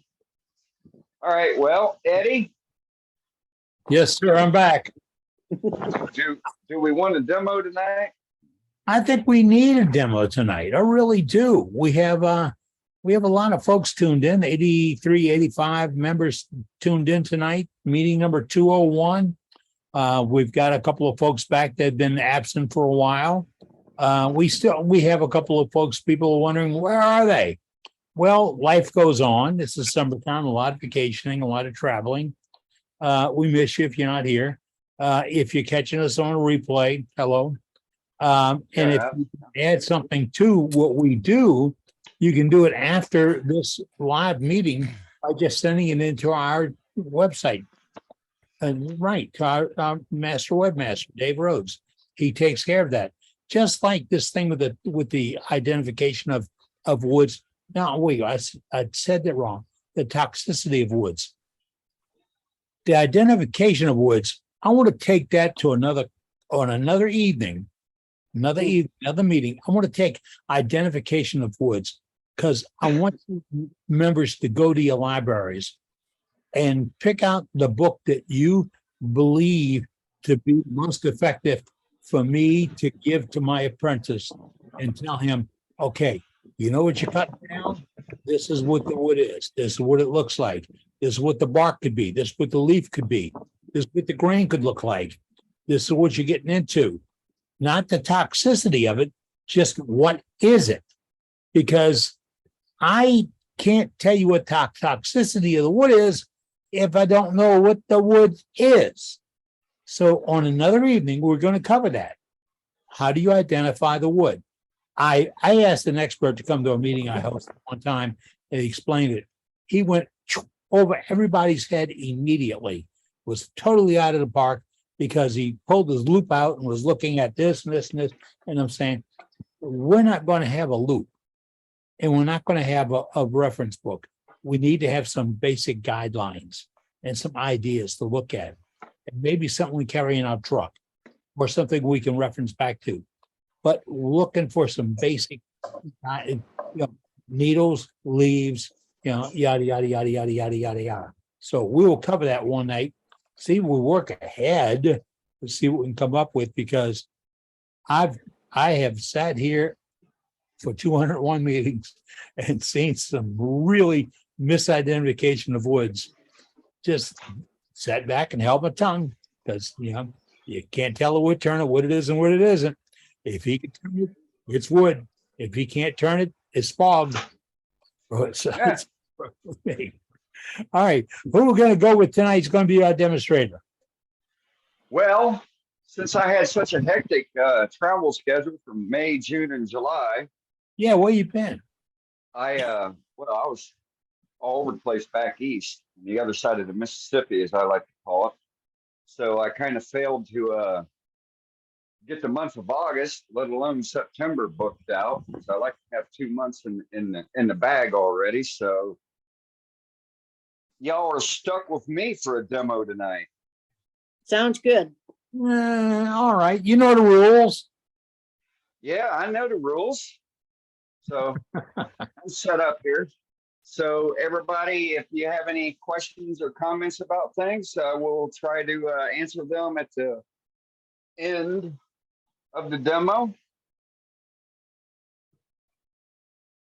All right, And so let me go ahead and spotlight myself. I got you spotlighted now.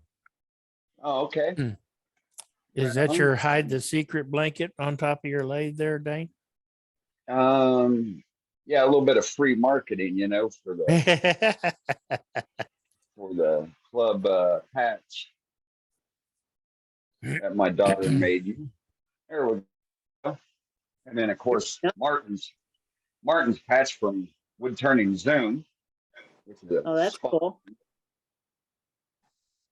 And then for you Cajuns down there, I don't know if you guys are familiar with that guy, but that's his catchphrase, which totally suits me. But he's a chef. Couldn't read it. Huh? Couldn't read it? No. While we wait, we hydrate. Oh. Upside down. Upside down. Oh, we tried. Sideways. Where? Sideways. Well, all right, turn your head sideways. Yeah, so it says, while we wait, we hydrate. Stale Cracker is his handle. He's quite the Cajun cook. Got his own coffee company and everything like that. I thought you were referring to Justin Wilson. Nope. So for tonight's demo, and it's kind of ironic that Chief Morgan portrayed a mallet, but I'm going to call it a veggie smasher, because I sell more of these as a kitchen utensil. We're making avocado dip, aka guacamole, or good idea. Doing smashed potatoes or broccoli or cauliflower. But everybody needs a good shot mallet. It's a simple project. You can do it with a skew, you can do it with a bowl gouge, you can do it with a spindle gouge, or a scraper. A skew. Yeah, actually, you can do it with a scraper too. And then so, ironic thing, I'd forgotten about this. So I ran through and did a practice one earlier this afternoon. Made this out of gray ash, and everything was doing really well until I was turning the handle and getting down close to the pith. But then I forgot about gray ash. When it's dry, the pith disintegrates. Wow. And it is a hollow hole all the way through. So keep in mind, if you got gray ash, be very cognizant of the pith in it, you want to make sure it's missing when you're turning your wood piece. All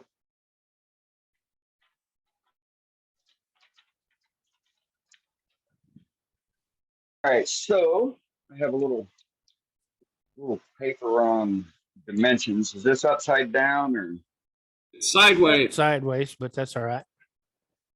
sideways? How about There you this? go. Perfect. Okay, great. So we're going to do a bench mallet, aka veggie smasher. I typically shoot for an overall 8-inch length from tip to tip. I like to have so if anybody wants to do a screenshot, I'll hold it here and then I'm going to set this off to the side.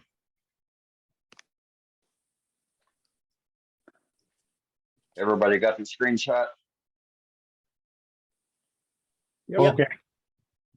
All right, sweet. If not, it'll be on the webpage. All right, so I like to do an overall length of about 8 inches. I do a barrel length of approximately 3 inches, 3¼ inches, from here to here. I have a transition of about a 1/2 inch going down to the handle swell, the grip. I do a 1 inch, approximately 1 inch for the small diameter of the handle grip. I like to do about a 1 3/8 to 1 7/16 swell centered on the handle grip. The handle grip is approximately 4 inches, 3 3/4 to 4 inches. And then the barrel end, whatever shape design you want to do. And then again, 3/4 inch to 1 inch for that transition. The large diameter of the barrel, I shoot for approximately 2½ inches. So 2 1/4, 2½ inches. Smaller ID for the transition, about 2 inches, 2 1/16 inch. And how I lay these out, it's just simple spindle turning. Is rough to blank out. So I got a piece of apple here. I find tight grained hardwoods to be the best for making a mallet. Mesquites, hickories, apples, hornbeam, eucalyptus, desert olive wood. Y'all can fill in the blank for the stuff y'all always softwoods you have back on the east side there. Maple would work, but get the idea. As long as it's a closed grain wood, it'll work better, especially if it's going to be used in the kitchen environment. You don't want those pores open and attracting and getting food in there that you can't get out, because you can wash it, and the bacteria that's already been absorbed and created is not washing out or coming out. And so how I approach doing a mallet is I take after you got it rough to basic size, is I set with a parting tool the dimension for each critical measurement on the mallet. So you go in, you'll set your large your large outside diameter, your small outside diameter, set the diameter for the transition, set it for the transition on the handle, set it for the swell, and then set it for the back side of the handle here. And then it's just like connect the dots, just like when you was a kid, and you're just going to turn profile to profile. And it's a very simple and easy project to do, especially if you've never done one. And if you have done one, you know how easy it is. So with that being said, we know it's a demo. So do we have a running go on what's going to happen in the demo yet? No? I'm ready. Because we never know what's going to happen in demo, right, folks? Oh yeah, I guess We know people would what only, Unclogged I Perfection guess is. people would only do demos for that. So. The improbable. The improbable. If something's gonna fail, it's gonna fail during a demo. That's right. Exactly. That's right. We know So, it'll all go to perfection. right. Well, it's a measure of how well you cope with that things going south. Yeah, exactly. So we're between centers. I'm using the step center on this side. Got the typical live one-way live center on this side. I'm going to break in a Robert Sorby skew that I've never used, that I picked up at an auction about a year ago. I'm going to see how it performs here, and I'm just going to rough this blank down using the skew and with the good old peeling cut.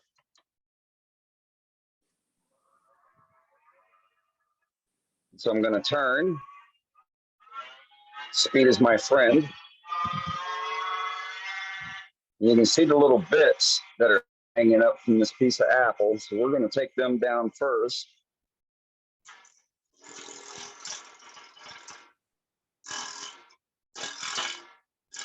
Yeah, definitely not as heavy duty as my normal gallet, my normal skews.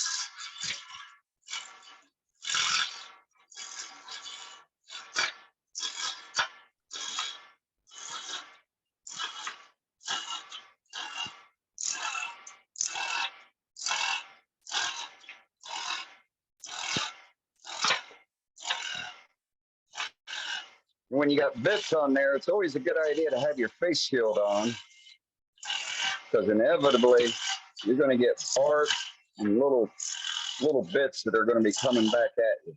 At the same time, you want to make sure you got your head off the of where you're turning when you're spindle turning. But it's unlike bowl turning, you can totally be out of the way.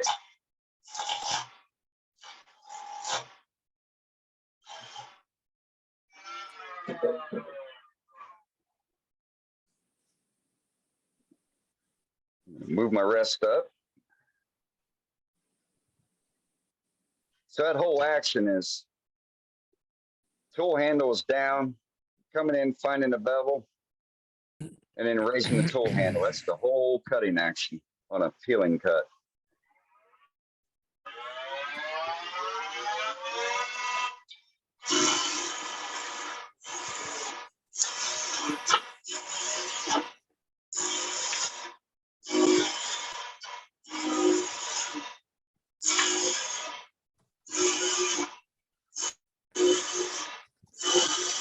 And I'll be honest, I am not liking this skew at all.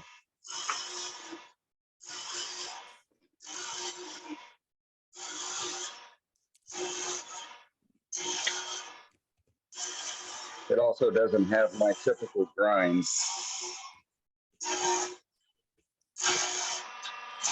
But I thought I would try it out.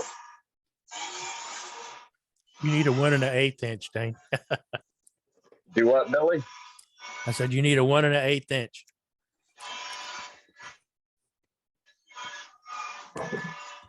Yeah, I need my Carter and Son.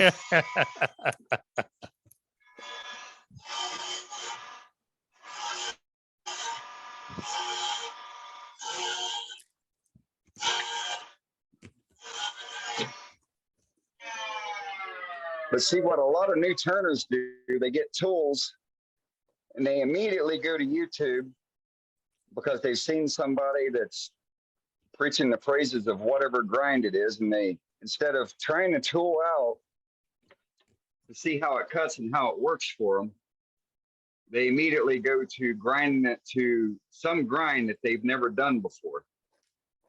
Yeah, you got to learn how to use the tool first. Exactly. And if you don't know how to use the tool, doesn't matter what type of grind that you got on there, it's not going to perform. Right. You know, so as an example, I kind of knew how this was going to perform anyhow. Been there, done it. You know, so this is typical grind on my skews. And next time you see this story, it'll have the nice of swell in it. And so it looks like we got a little bit of a crack in here, but that's going to turn out because this is where the handle is going to be at. And so let's see how close we are to 2¼ inches. So we're at 2 7/16, so we got plenty of room there.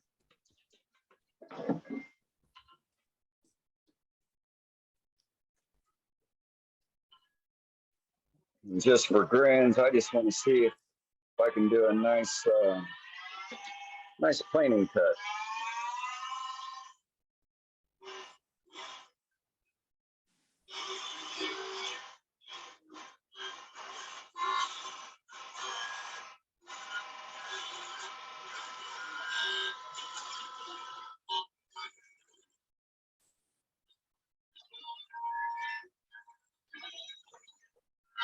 Yeah, you can really feel the vibration.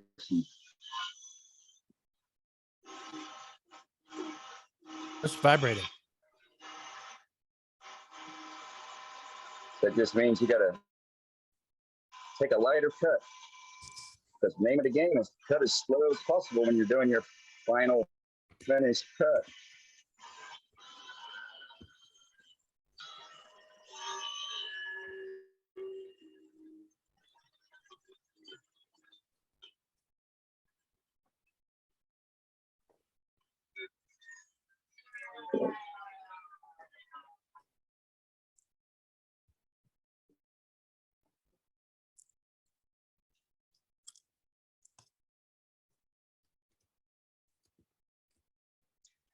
We're down to 2 5/16.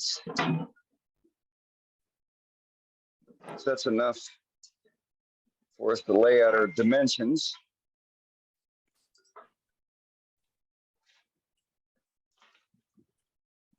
Let's bring the piece of paper up here and see if I can lay them out the way I said I was going to lay them out.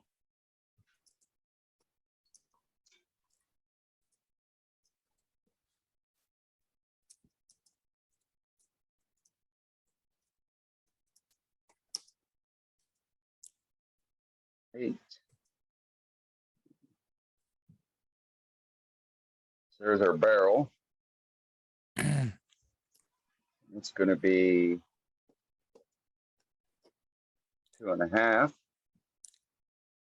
It's going to be 2 1/16 approximately. There's our transition.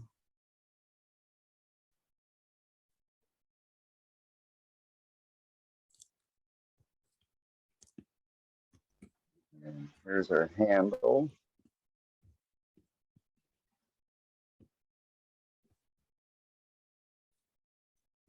There's about a halfway point. We're going for about 1 3/8. And this here is going to be 1 inch. And that's going to be 1 inch.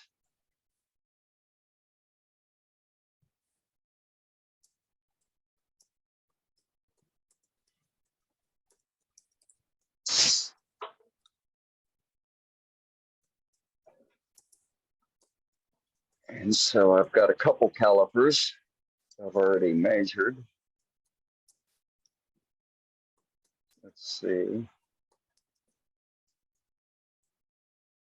So this one here, I've got it 1 3/8. I think this one is my 1 incher. Yep.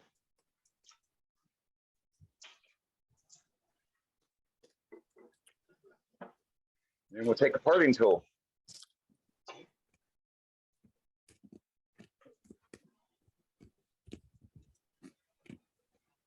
And we'll do the barrel first. Go ahead and make these lines go all the way around.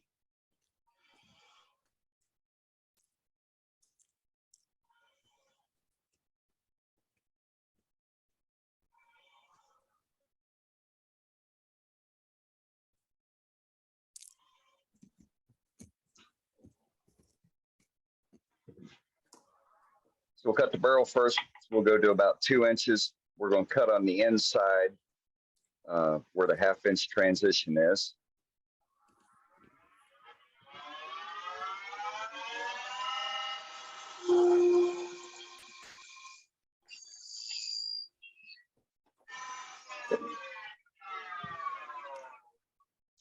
Just now I just realized I gotta reset my 1 inch caliper.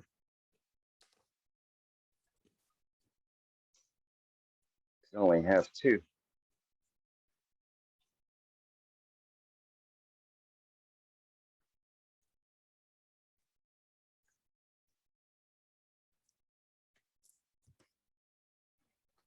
Any questions or comments while I'm taking a break here?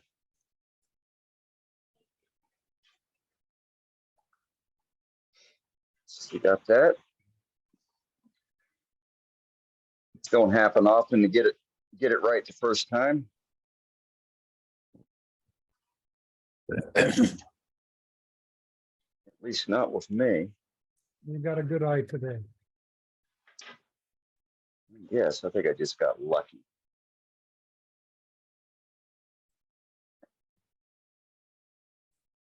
Reset this to 1 inch.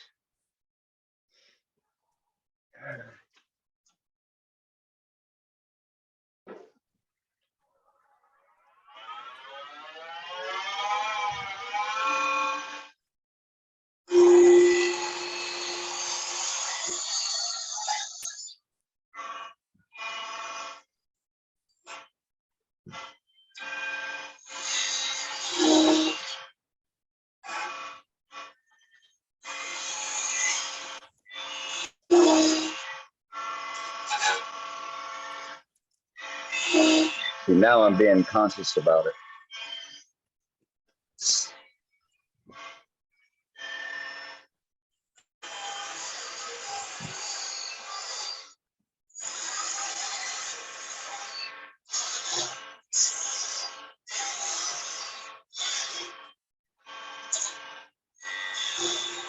And so you have an eye gauge. So if you're doing 1 inch, your live center head here is 3/4 of an inch. With those threads, it's right at 3/4. And then depending upon the stub center you got, 9 times out of 10, you either got a 3/4 inch or a 1 inch stub center. So you can kind of eyeball the 2 of them. And then the same for like, if you got a dimension, you know, it's 1.5 inch or 1 5/8 of an inch.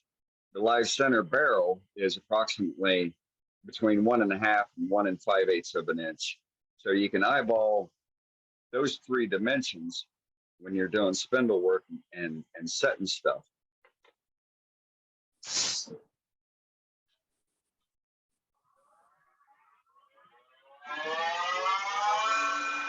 now we're going to set the center swell, just 1 3/8.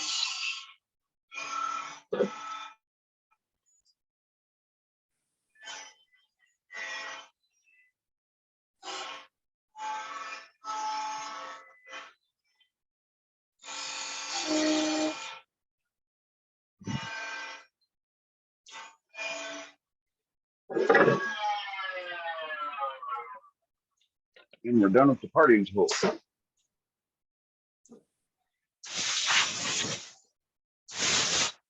Blow some of the chips off of me. And drink some water. It's about 110 inside my workshop. Holy moly.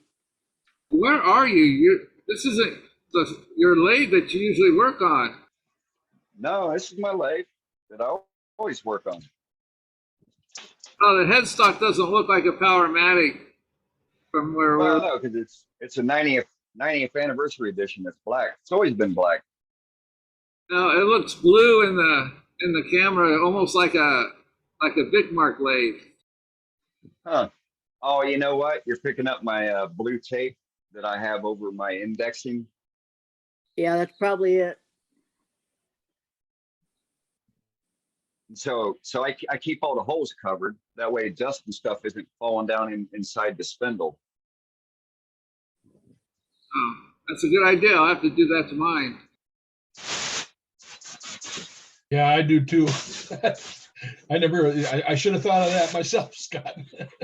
Yeah, I wish I could claim that idea because my good friend Martin Clarkson's one that shared that with me.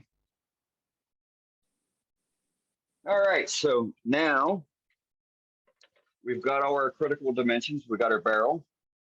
So we want to be about 2.5 inches, which I'm pretty much there already. And then 2 inches on this side. So you're just going to connect the dots coming down. Do a nice little chamfer on this side. Be mindful of keeping enough room because you are between centers, so you don't lose your stock here. And then it's just literally just turning and connecting those slopes together, and you've got yourself a veggie smasher, aka bench mallet. So with that, break out another skew.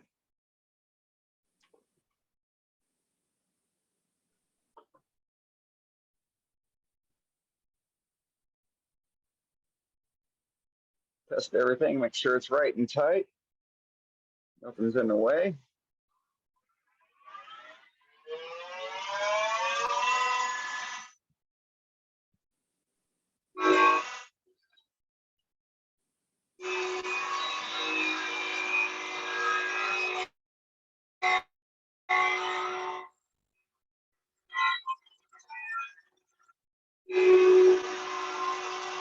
And so when you're doing a slope like this, you're going to gradually work your way back.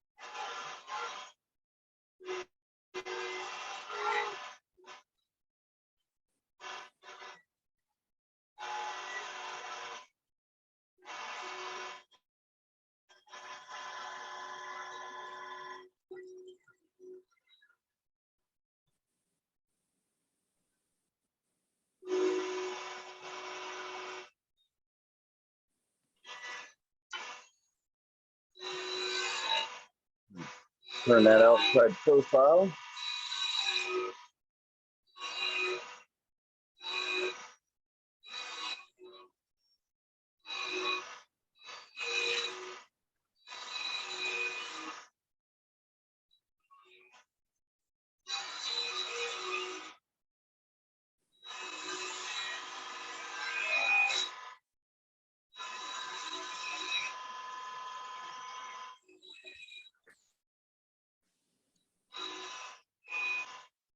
You can make these rounded or flat.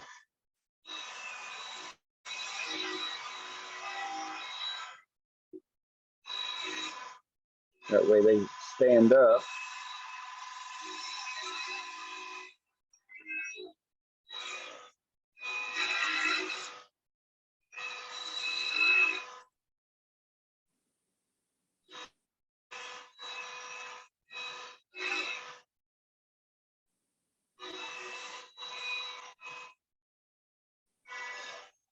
All right, so we got the barrel pretty much.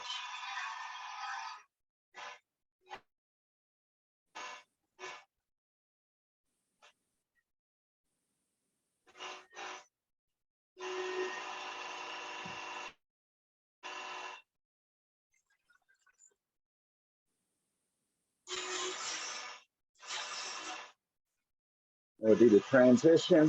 Need to haul off some material to make some room.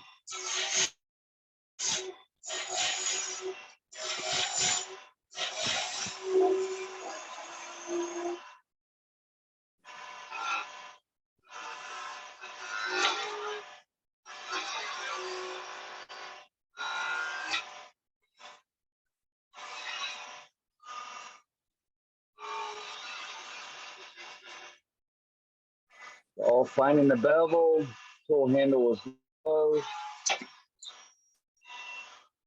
Then you get a catch.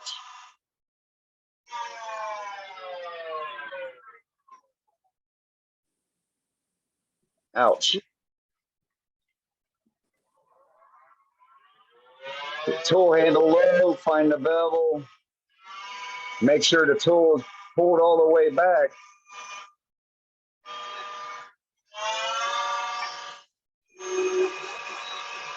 That's all right.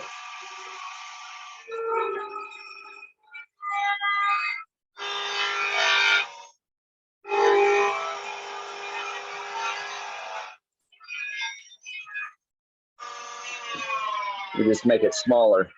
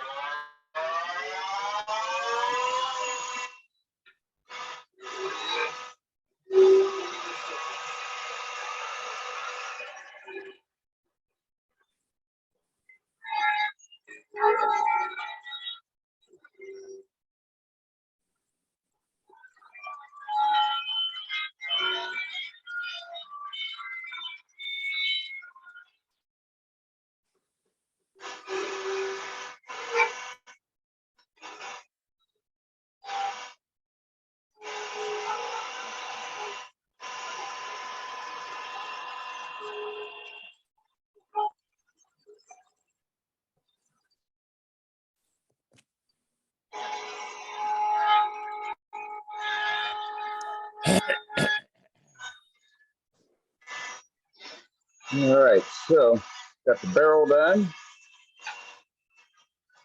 Double check, make sure we got that crack out of there.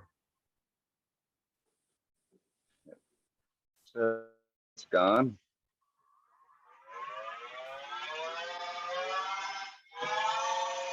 Never fails.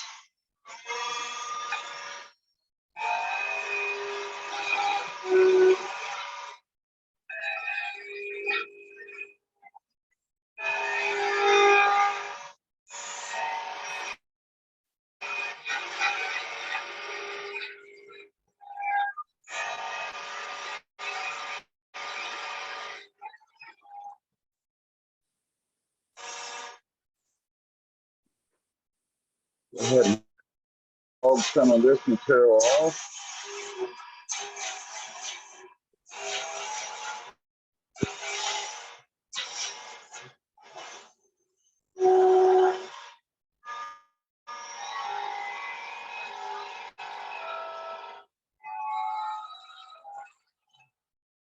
Now we'll turn the swell.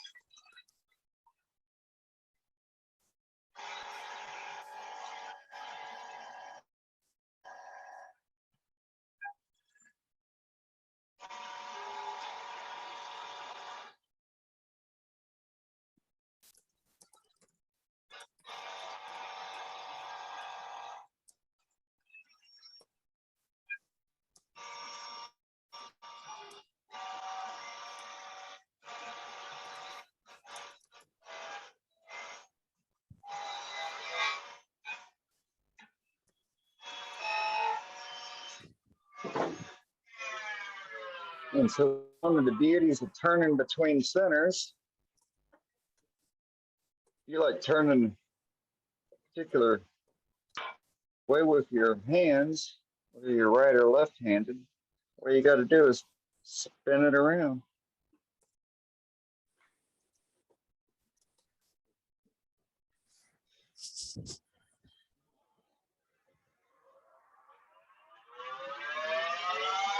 And you're still dead on center.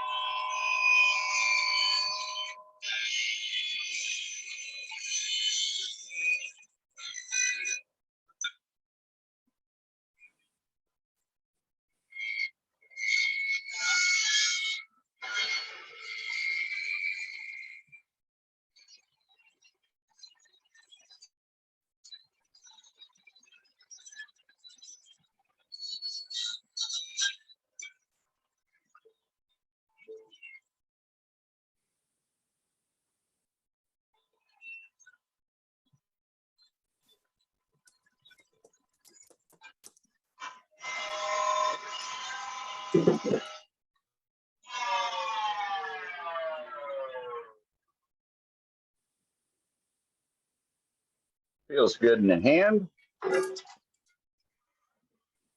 I think I'll make a starting point there. And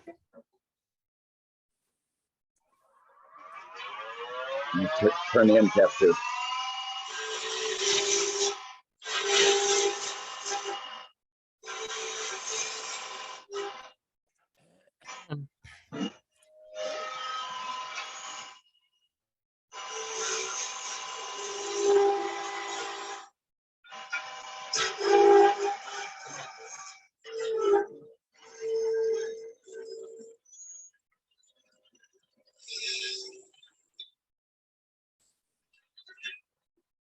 And try to make a nice little curve.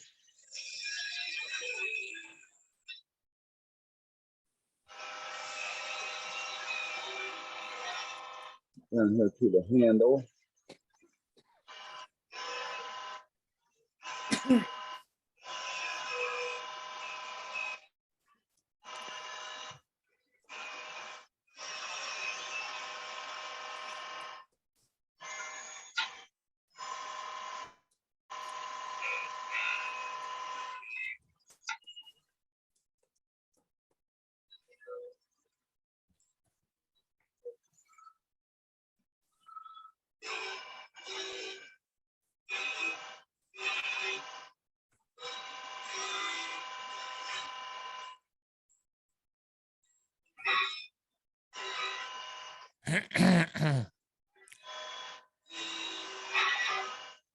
Give myself some room to work.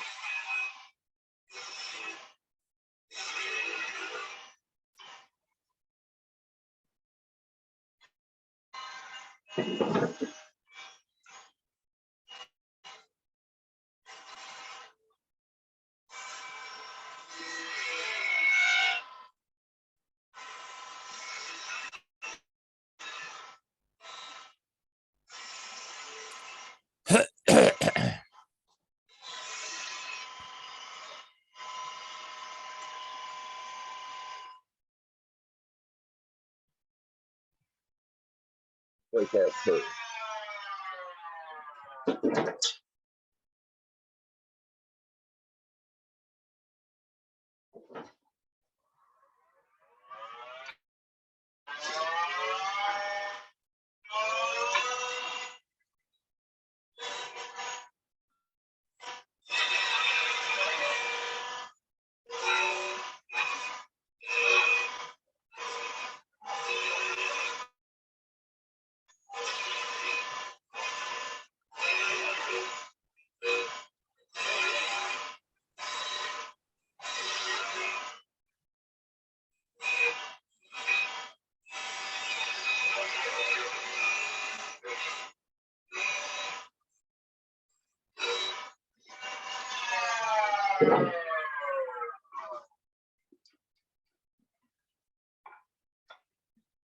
See if we can bend this side down a little bit here.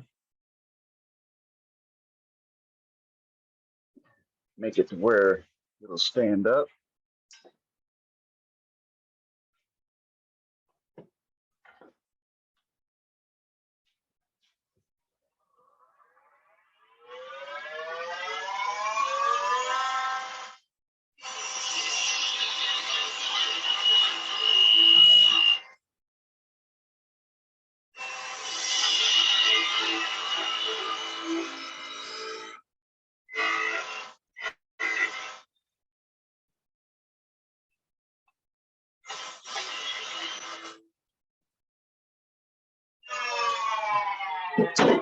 So all that's needed is a little bit of 340.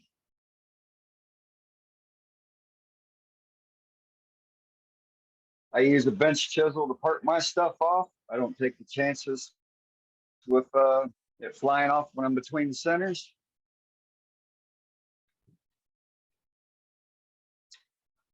And there you have a, albeit smaller, but a perfect veggie smasher. Very good. I like it. I like it, Dane. Came out nice. Thank you, Scott. Any questions, comments? No, you showed some good technique.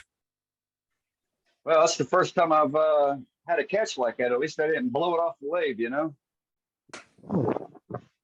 If it happens, it happened here. Oh, I know. Well, that's why, that's why I always preface it, whether it's me or any of our other demonstrators, what's going to go wrong is always going to go wrong. We're 9 times out of 10, we're all going to experience something that I we know didn't you just plan said that to make us feel better. No. Right? That was a No, good it's demo, the Dane. Yeah, well, thank you. Yeah, We got good time. demo, If, Dane. if you want, I can throw some. I can hit it with some sandpaper, and then we can throw some dye on it if you want. Well, we got to let Kevin know he can come out from behind the couch. It's okay, Kevin. He put the skew down. Kevin, he's out of UK and he was a little bit afraid. Oh, Kevin Pierce, No, McAllister. McAllister, oh my, hid behind the couch. Smart move, Kevin. Yeah, he said he's No hiding way. on the couch and wouldn't come out until you're done. Oh, okay. Yeah, I'm not sure what that's about, but all right. Well, he's one of those folks that don't really understand the workings of the tool we call skew. Doesn't like it. And a lot of folks Oh, I don't see. understand it. It took me a long time. And it took Elliot Harris taking slowed it down and showing me what it does and how it cuts. So the thing with the skew, so that catch, that's the most violent catch you're going to get with a skew, which is absolutely nothing. All it's going to do it'll is scare the crap out of you. all it's going to do is skate back on you. Unlike a bowl gouge or a spindle gouge, where it's going to break your tool rest, break your bowl, break your yoke. Those are the most violent catches. Is with when you're using one of those tools. The skew, all it's going to do is skate back on you. Yeah, it's going to make a, depending upon how big of a cut you were doing, or when you're talking about what you're doing and not paying attention to how close your tip is, it's gonna skate back really quick. But as long as you're entering somewhere between 30 and no more than 45 degrees, turning at 11 o'clock on the workpiece, and starting with the tool handle down and raising the tool handle and going with the cut, you're golden.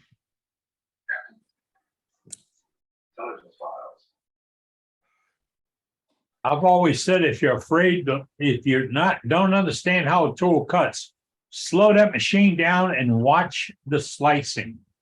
Exactly. You know what? And normally I do that. And I failed showing that tonight.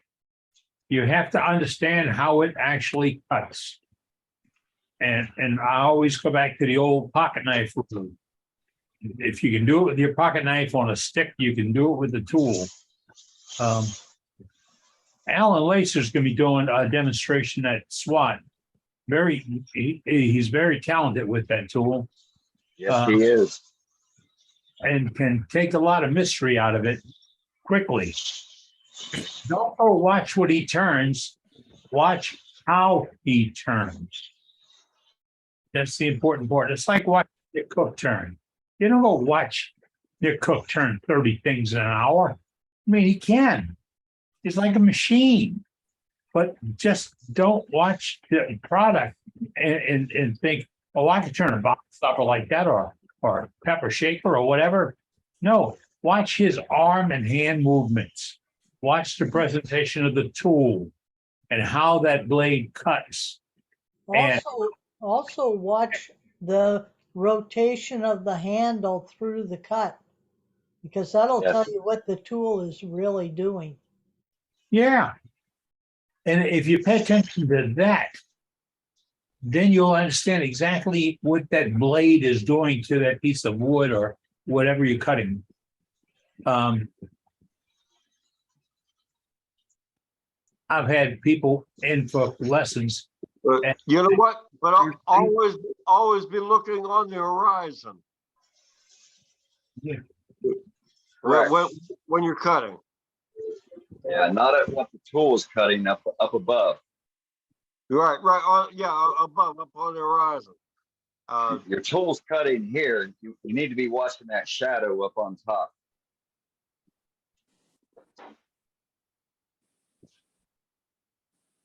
Let's see. Tool mark line there. Pop right off.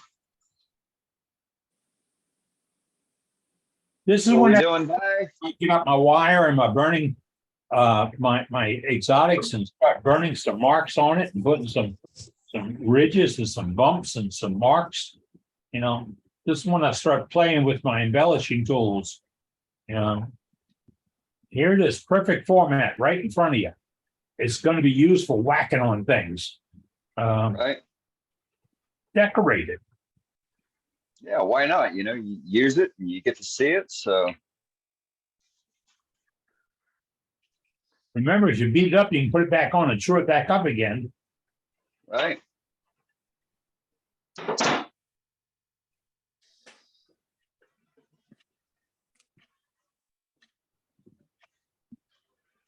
Never miss a chance to embellish. What are you doing? What are you doing? Well, I'm just, throwing some grit dye on a garbage bag. Shopping bag. I thought this was a secret. Oh no. I learned this from Cade. What? No gloves? Oh my goodness, you're gonna have black hands.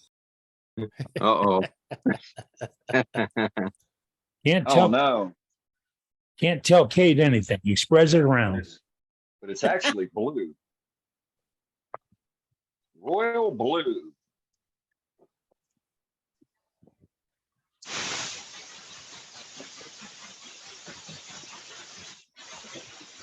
I like to use the air gun just to force the rim.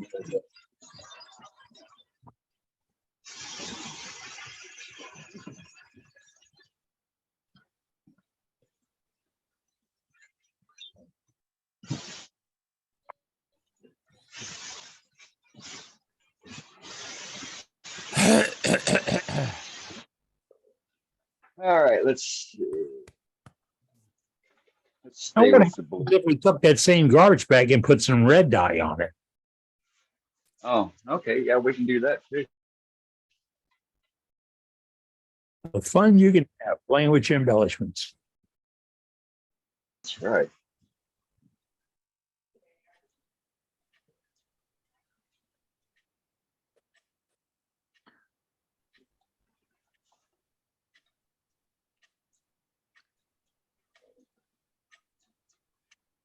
And if you're making these for vegetable smashers at trade shows or craft fairs, this little decoration will change the price mark drastically. Oh, yes. So and be loose with the colors, because a lot of times it's, oh, that might match my tablecloth. Right. Or I need a new tablecloth to match that. Yeah. Do they still make those things, tablecloths? Yeah. Make a whole bunch with different variations of color. You'll have something to match everything in the house. Yeah, right. And it's good practice. Yes, it is.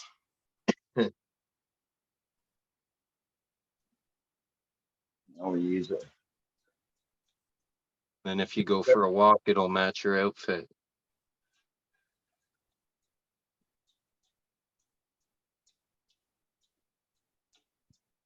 And Leonard caught on. He saw that air nozzle going around and all that dust being blown around. Oh. Yeah. Safety Sue's. She's over there. She got a handkerchief up to her face because she doesn't want to be breathing that in. Yeah. Right. Yeah. I need to get a nice big 22-inch fan that blows down over me. Yeah, leave it to Lynn. Well,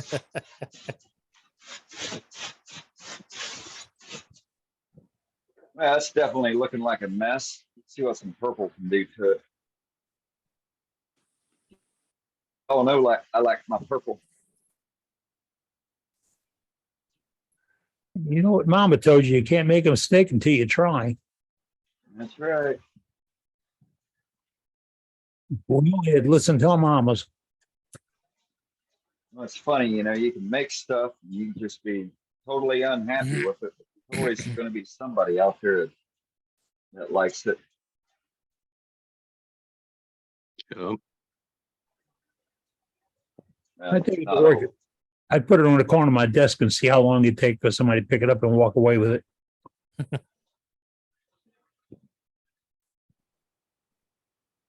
It'll be an attitude adjuster for the wife when you're out of line. Right. I don't know. I think it needs to be heftier. Yeah, I was thinking a pot, you know? I'm glad my wife isn't listening to this. But take a look at that and think about at your craft fair, you've got a handful of these laying on a table, and there are different colors and sizes. That you're not married to that 8 inches. You're not married to that diameter. You're definitely married to a shape or design or whatever. And it's extremely great tool practice. If you're looking at what we did just now, he went ahead, attacked it with a skew. But if you're afraid of the skew, don't make it. That entire piece could have been done with a, get this, I don't like the term of it, but it's called the roughing gouge. The entire project could have been turned out with roughing gouge. An excellent practice, or a elliptical grind bowl gouge. And that'd be something I'd push my little 3/8 Ellsworth through in a heartbeat. Mark Soleil grind. The Mark Soleil grind. Yep.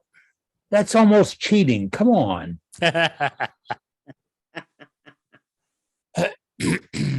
Little beads. That ground.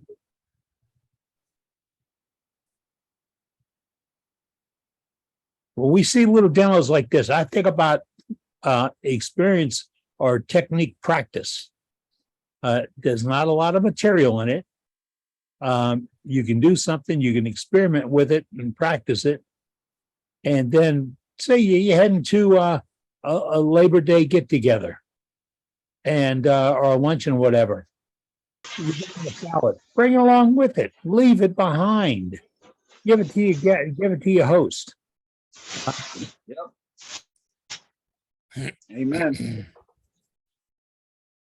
There's nothing like giving away a gift that you've made.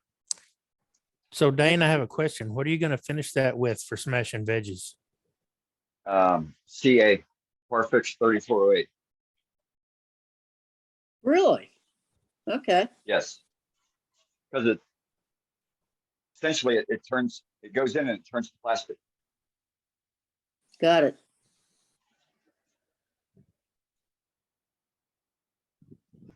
Yeah, thinking about it, that sounds pretty good to me.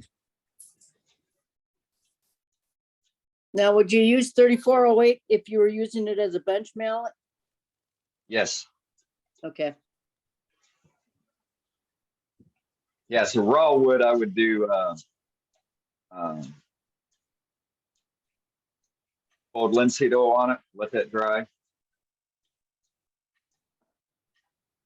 And then the 3408 over it. The ball linseed would act like a filler or a sealer. That's what I use it as. Yes. But you dilute it, don't you, Dane? No, not the blow, I don't. Okay. My tongue oil, when I do my tongue oil finishes, first couple coats are diluted for it. Gotcha.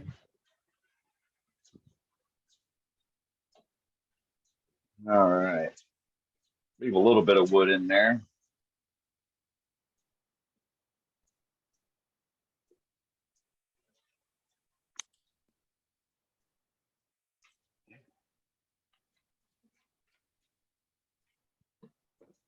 In fact, even for this, I'll put some blow on it. And Tim had to come on real quick, using that plastic bag to do that spackling or that decorating is much better than bringing a rag to the lathe. The only rags that come to my lathe are the ones I'm wearing on my back. I don't ever rag to a spinning machine. That's like I have a problem counting the tin anyway. I don't need to lose one of my digits.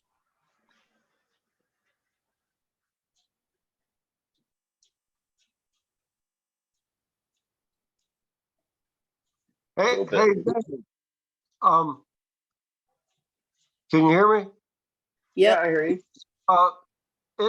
After you put tongue oil on something, would you ever consider putting anything else over top of that down the road? Oh, no. Me either. That's like finish. Yeah. Yeah. When you're talking pure tongue oil, no, just that. In fact, I think it'd be insulting the king of tongue oil if you do that. And if you do it properly and you let it cure up right, I don't see anything that can make it better. No, Yeah, it doesn't what I'm talking about is the finish that you get from a tongue oil, and all of a sudden someone says, "Well, I thought it'd be a lot more glossier," and I was just wondering. You can make it a lot more glossy with more coats. It just takes longer. And you have to let it cure out. Yes. 24 hours between coats minimum. Yeah. If you rush it, or if the humidity. Maybe directing to some of Kate and my pieces of tongue oil.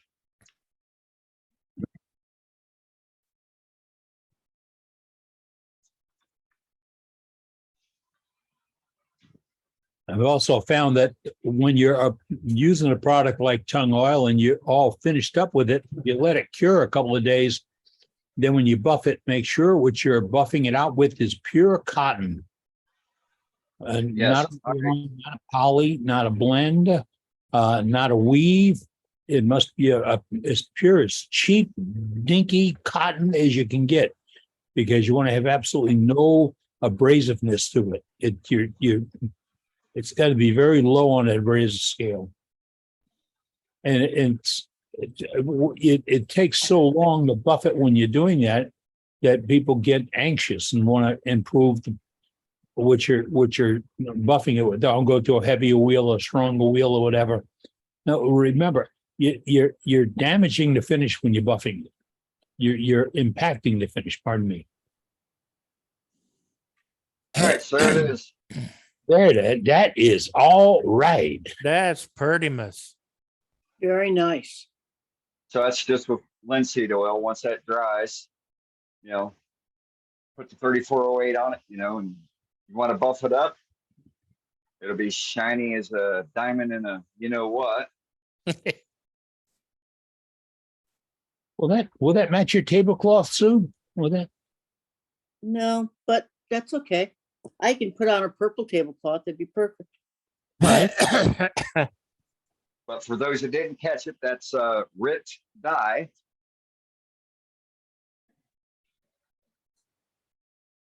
RIT, and you find it in the laundry department of your Kroger's. Oh, Mama used it on my Walmart. Your Walmart's. Don't buy it on Amazon because they charge 3 times the price. Yeah. Walmart has started putting it in their craft section. Yes. Yep. Tell you what, Doug, it was a nice video. Thanks a lot. Yeah, you're welcome. You're welcome. Really enjoyable. Thanks. Yep, that was good. Very good. Thank you. Handy project, a lot of technique, and that's what we look for, the technique in the projects. And folks, if you've got a similar project that you'd like to do with us, it's just simple. Put it in the chat, say you'd like to turn a project with us. We'll line you up, give you time, put it in there, and it can be, that was just now done on a cell phone. You got it? Okay. Android. On an Android. Android cell phone. But if you'd like to be part of this, it's that easy. There's no other requirements. This is your wood turning club. And that's what we emphasize that. We believe in it. And we look for your demonstrations. And what I'm looking for, like I just saw with Dane tonight, is technique. And he had a catch. Recovered from it. He did a finish. He did a really impromptu finish because finishing wasn't in the belly wick of what we talked about. Nope. I threw that at him at the boom, just like that. He said, "Oh yeah, I'm good." You know, and that's what you can do in your shop. We just gave you a quick way to get out and have a little fun. And if you're doing finger tops, see the thing with the plastic bags? Works for a finger top, works for a pepper mill, works for salt and pepper shakers, small bowls and gadgets and boxes. You can have so much fun with that little blotching. If you're selling your stuff, you're doing the craft shows or fairs or whatever, that makes them a little bit more unique, just a little bit, but it gives them enough of diversity where if you have 4 or 5 different color shapes, and you got Aunt Clara look at them and say, "Oh, I got to get one for, and I could get another one for," you know, play to the audience, folks, play to the audience. And I've always thought if it did craft fairs and craft shows again, I would always think about the Morgan and Lindsay 5 and dime. Always have a 5-cent piece to go with the 10-cent piece, because that's how you would build your market. And I can't pay my rent on nickels. No, you pay your rent on nickels, but you'll make your money on dimes. All right, if you got anything more for gallery tonight, throw it on the chat right now. Say I've got something to do for gallery. We'll call on you. Dane's cleaning up, but we have Doug Miller watching gallery for us. We got Safety Sue watching gallery for us. Gary's out there. We've got a handful of co-hosts, and the co-hosts are just members who get involved and help us keep the club rolling along. So if you got something you want to share, something you want to be on, boom, it's that easy to do so. Matt Harbor's got a mallet to show. Ray Davis is sending you. Ray Davis? Yeah, I'm here. All right, hold on. I'm out. Let me get out. I'm out. There's Matt's mallet. Nice mallet, Matt. Let's have it. I've shown this to y'all before. This is red oak. Yes, you have. So yeah, but it's good fun. I made it in a class to a part of a demonstration piece, but this is my design. So works real well. What's the width? 3.5? Let me find something to measure it with. Maybe. Yeah, at the widest, it's about a little less than 4 inches. maybe 3 7/8. Wow. So, yeah, and my length on this is 9.5 inches. So it's 9.5 inches long and about, however That's- long that, they're nearly 4 inches wide. So That's it's a beast. Yeah, That'll it's get but- Not for delicate work. no, this is for things that need some serious discussion or persuasion.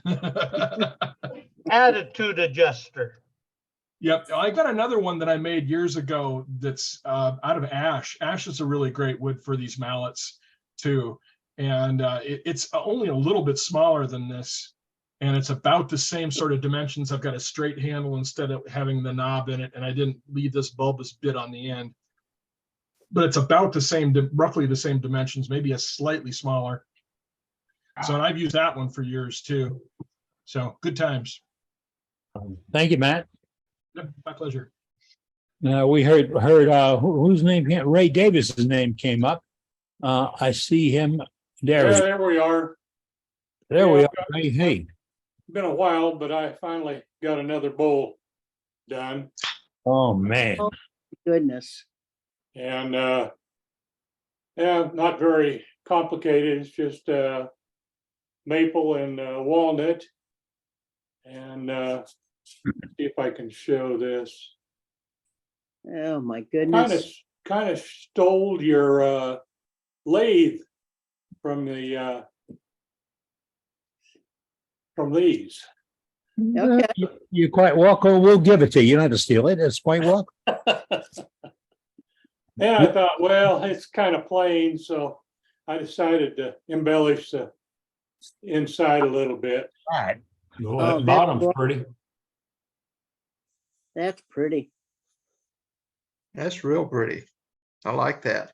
A lot of shifting and pattern down there. That's really cool. Now, how'd you embellish it? On the bottom there. Oh, that's actually it's a whole bunch of little diamonds put together, cut them and glue them together, and then I make them about at least 3/4 inch deep, and then I cut them on a bandsaw, and I can then put them in several bowls by doing that. Wow. Gorgeous. Pretty. Looks good. Very nice. I like those open segment. They're to me they're easier, fun to do. I like open segments also. It's I'll be doing a vase on my next one here. It'll probably take me a couple weeks. I have a lot of other projects. I do restoration of old radios, so they take me quite a bit of time. I bet. Very nice. That's all I got to show. I love it the way he says, I just did another bowl. Just Mhm. another bowl. That's nice, Dave. Just another bowl. Just another one. It is beautiful work, sir. Beautiful. Great. Thank you so much. Thank you. Mr. Dennis said he's got something else he wanted to share with us. So here we go, Dennis. Dennis, you're on live, sir. Well, Eddie always saying if you can hold it, you can turn it. So my shoehorn busted. So I had a piece of ash and I said, well, I'm going to go ahead and you can't, this light's not the best for me here. But I made this shoehorn. Can you see it? Yeah. So I had a piece of elm and a little piece of cherry. And I went ahead and just, made it so I could put it in the chuck. And I spun the whole thing and then I gouged out the bottom to make it thinner. And so I guess if you can chuck it, you can turn it. That's Turn the light off in the front there. It's kind of got it blared out there. There you Now, go. now maybe show it. Okay. All right, that's pretty. Got a little piece of cherry on the back. It's not too big. It's not, but it's functional. Sure. Perfect. Looks good. Anyway, Very had fun good. doing it. That's it.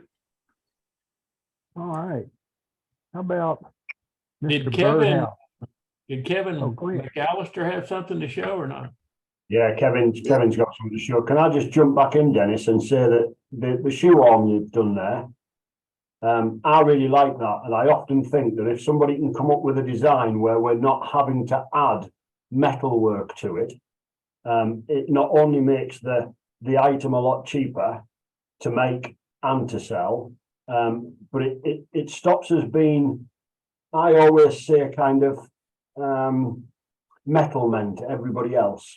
You know, we are at the end of the day, we're wood turners, we don't sell metal components, but a lot of people add metal components that they're buying from the shops, and sometimes things like shoe horns and letter openers, with a little bit of forethought, we can actually make them, because that's what we do.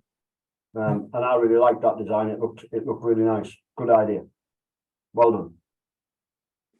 And I know Kevin had something to show, but what he did is he put something in the chat about what he was going to show. Kevin, it's great to see you on the American site, because I always say to the guys on Wood Turning Zoom, come along to the Americans, and if you can't see the Americans, watch them on the videos later. What you do have to learn is when you're with all these people over the water, you need to shout louder. Shove it in the chat. Shove it in the chat. Otherwise, you'll just get forgotten about. They forget about us over here, Kevin. It's a long way. It's a long way.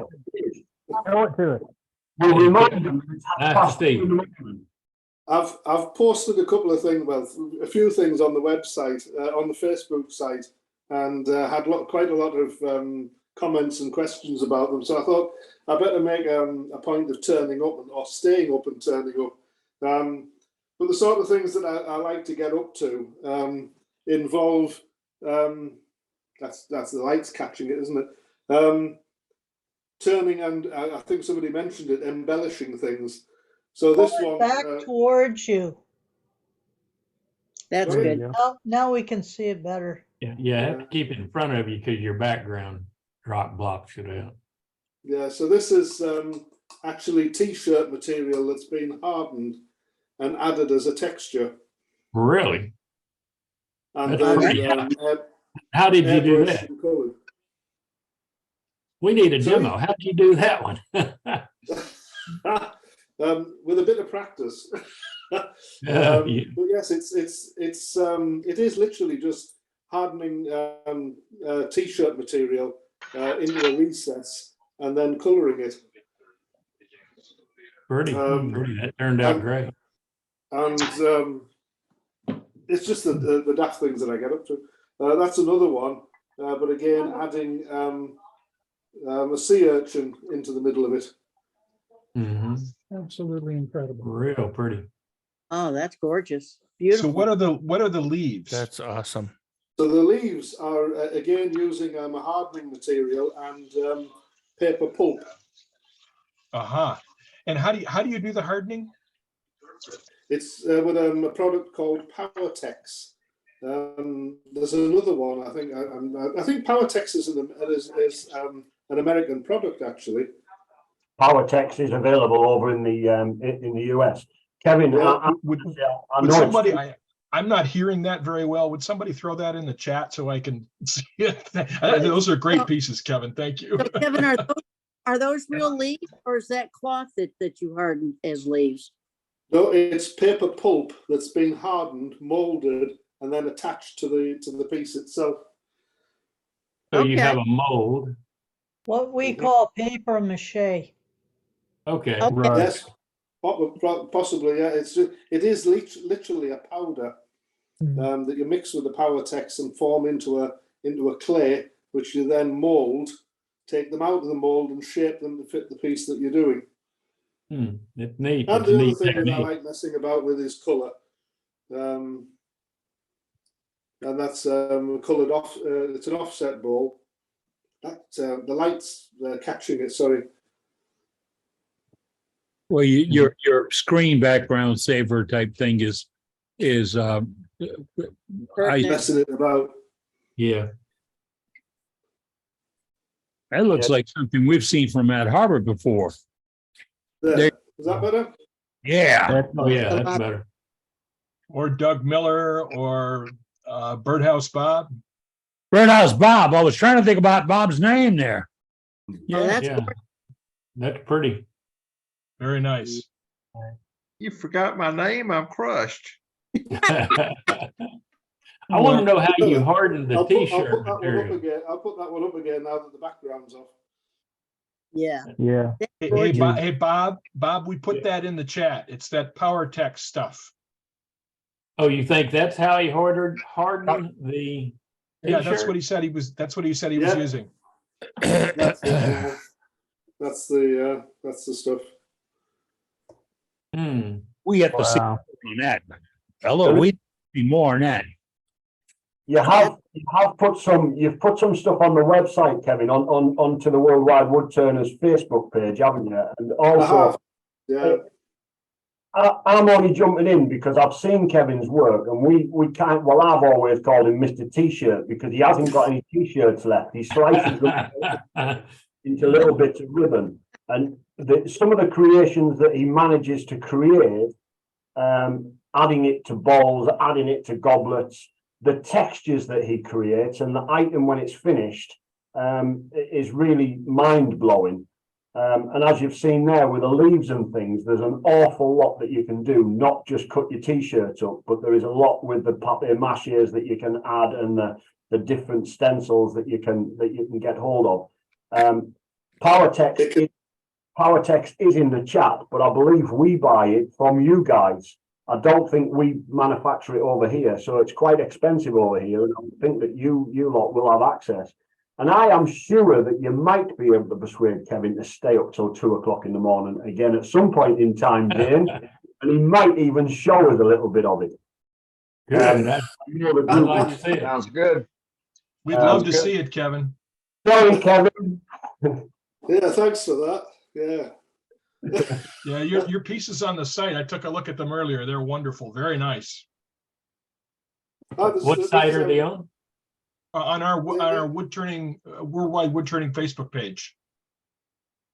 Oh, okay. I'm not on Facebook, so Instagram?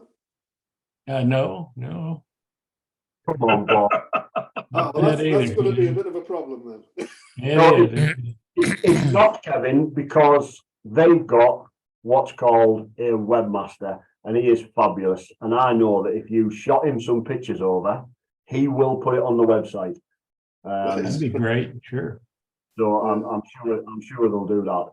It is difficult to get things onto websites because they have to be of a certain size, don't they? And that's where I struggle.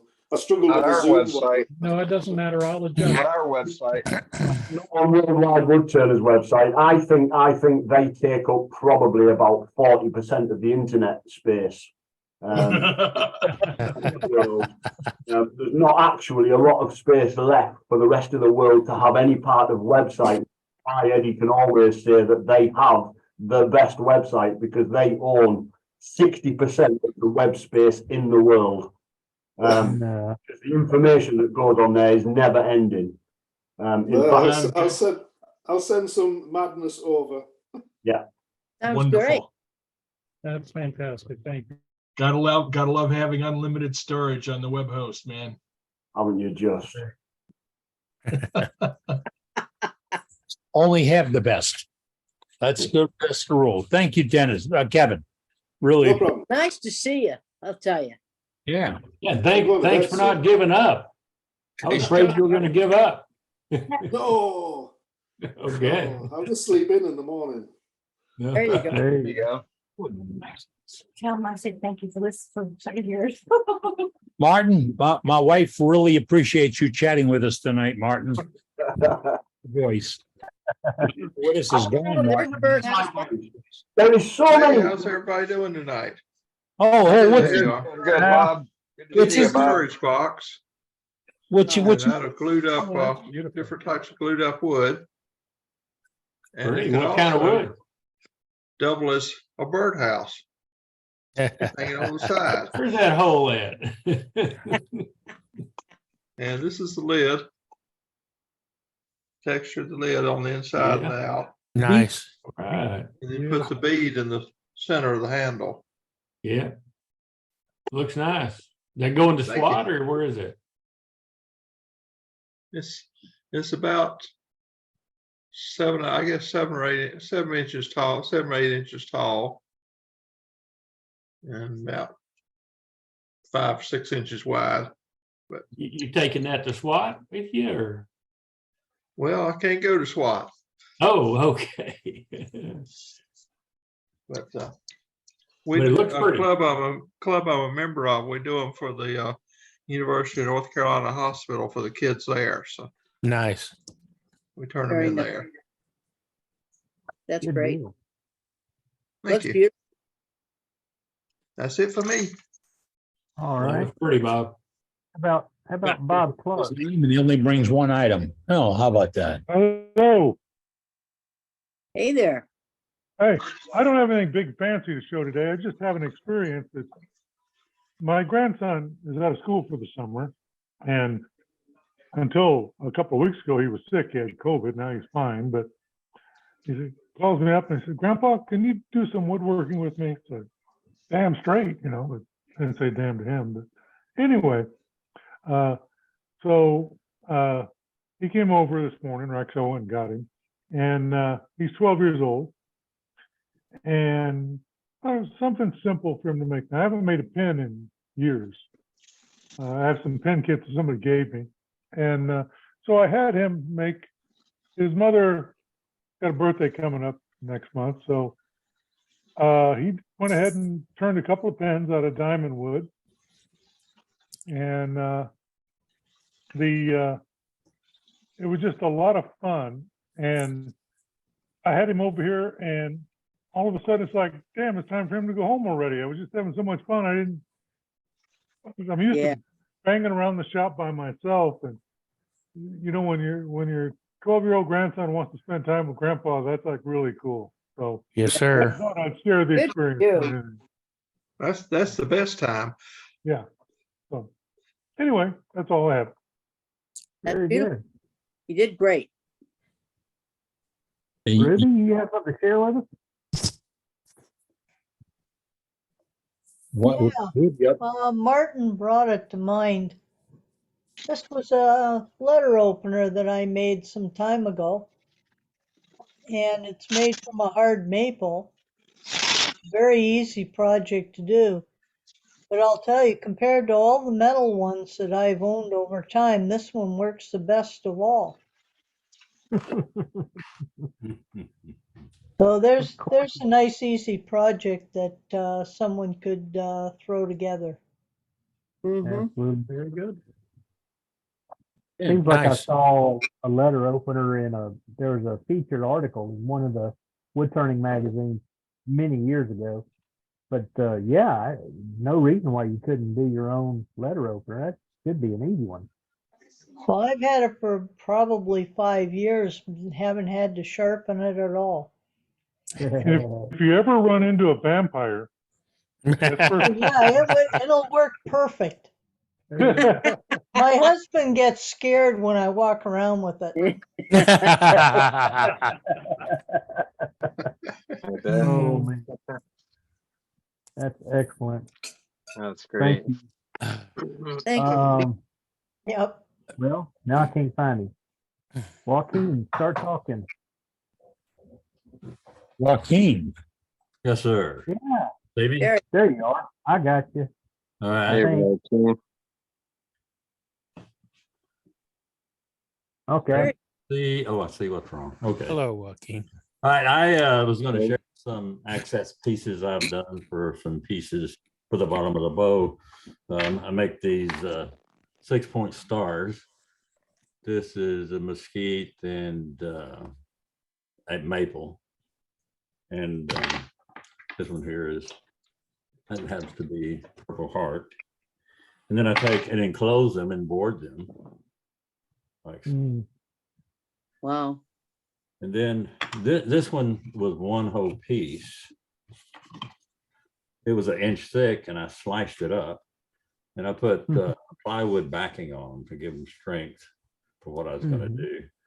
And the first one that I've done was put in the bottom of this stays bow. That's Pretty. Pretty, Nice. pretty. Let's see, Oh, this that's a is pretty bow. And ambrosia maple, and then mesquite and ambrosia maple. You see that little white ring around there? Yeah. Because my hole was too big and I had to fill it with something. It looks like I did it on purpose though, huh? Yeah. Yes. I thought that was a decorative ring. Looks good there, yeah. I didn't think that piece Design of, change. It's a feature, Joaquin. yeah. Yeah, I thought that was a feature. It turned out that way sometimes, you know. And this was a box that I did. This is African blackwood. And I think that's Purple Heart mesquite. This was a square box. I was going to make a square lidded box.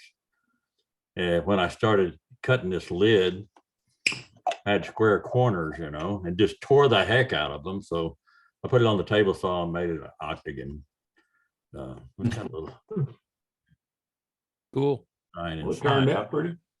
Yeah, it did. And so I also have used these for funnels. Yeah. This is a piece of Purple Heart. I don't know if I'm going to do it or not. It's already getting brown, you know, it loses its purpleness, but that would accent it to some. That or let's see what this one looks like. Like so. You can use different woods to do this to access. Yeah. And Joaquin, if you'll take that Purple Heart out on the driveway on a sunny day, give it about 3 or 4 hours, it'll be as purple as it can be. But how about, but most people tell me in time it still goes dark on them. Yeah, it Put does. it back out in the sun and it'll go purple again. Okay. I have done that, and I've heated it up with friction too to get that purple. I do really got some, my wife's got some beautiful purple bangle bracelets. And You can also, oh, sorry. I was just going to say, you can also bake it in the oven to bring back that purple. Yeah. Has Duxbury left already? Wasn't in. Oh, he Yeah, wasn't he in? signed in today. Okay, I had some questions for that guy about doing something. Yeah, we miss him when he's not here. Yeah. Yeah, we do.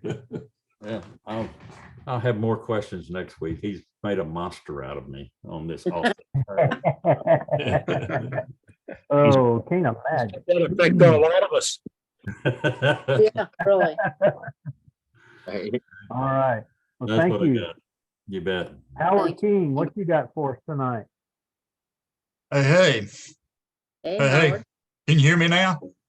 We Yep. got you. Yeah, I turned a little bow here and I did some pyrography on it, some painting on it, and some piercing on it. So, Oh my goodness, look Boy, at that. pretty. That Oh, is- that's gorgeous. that's beautiful, Howard. Very creative.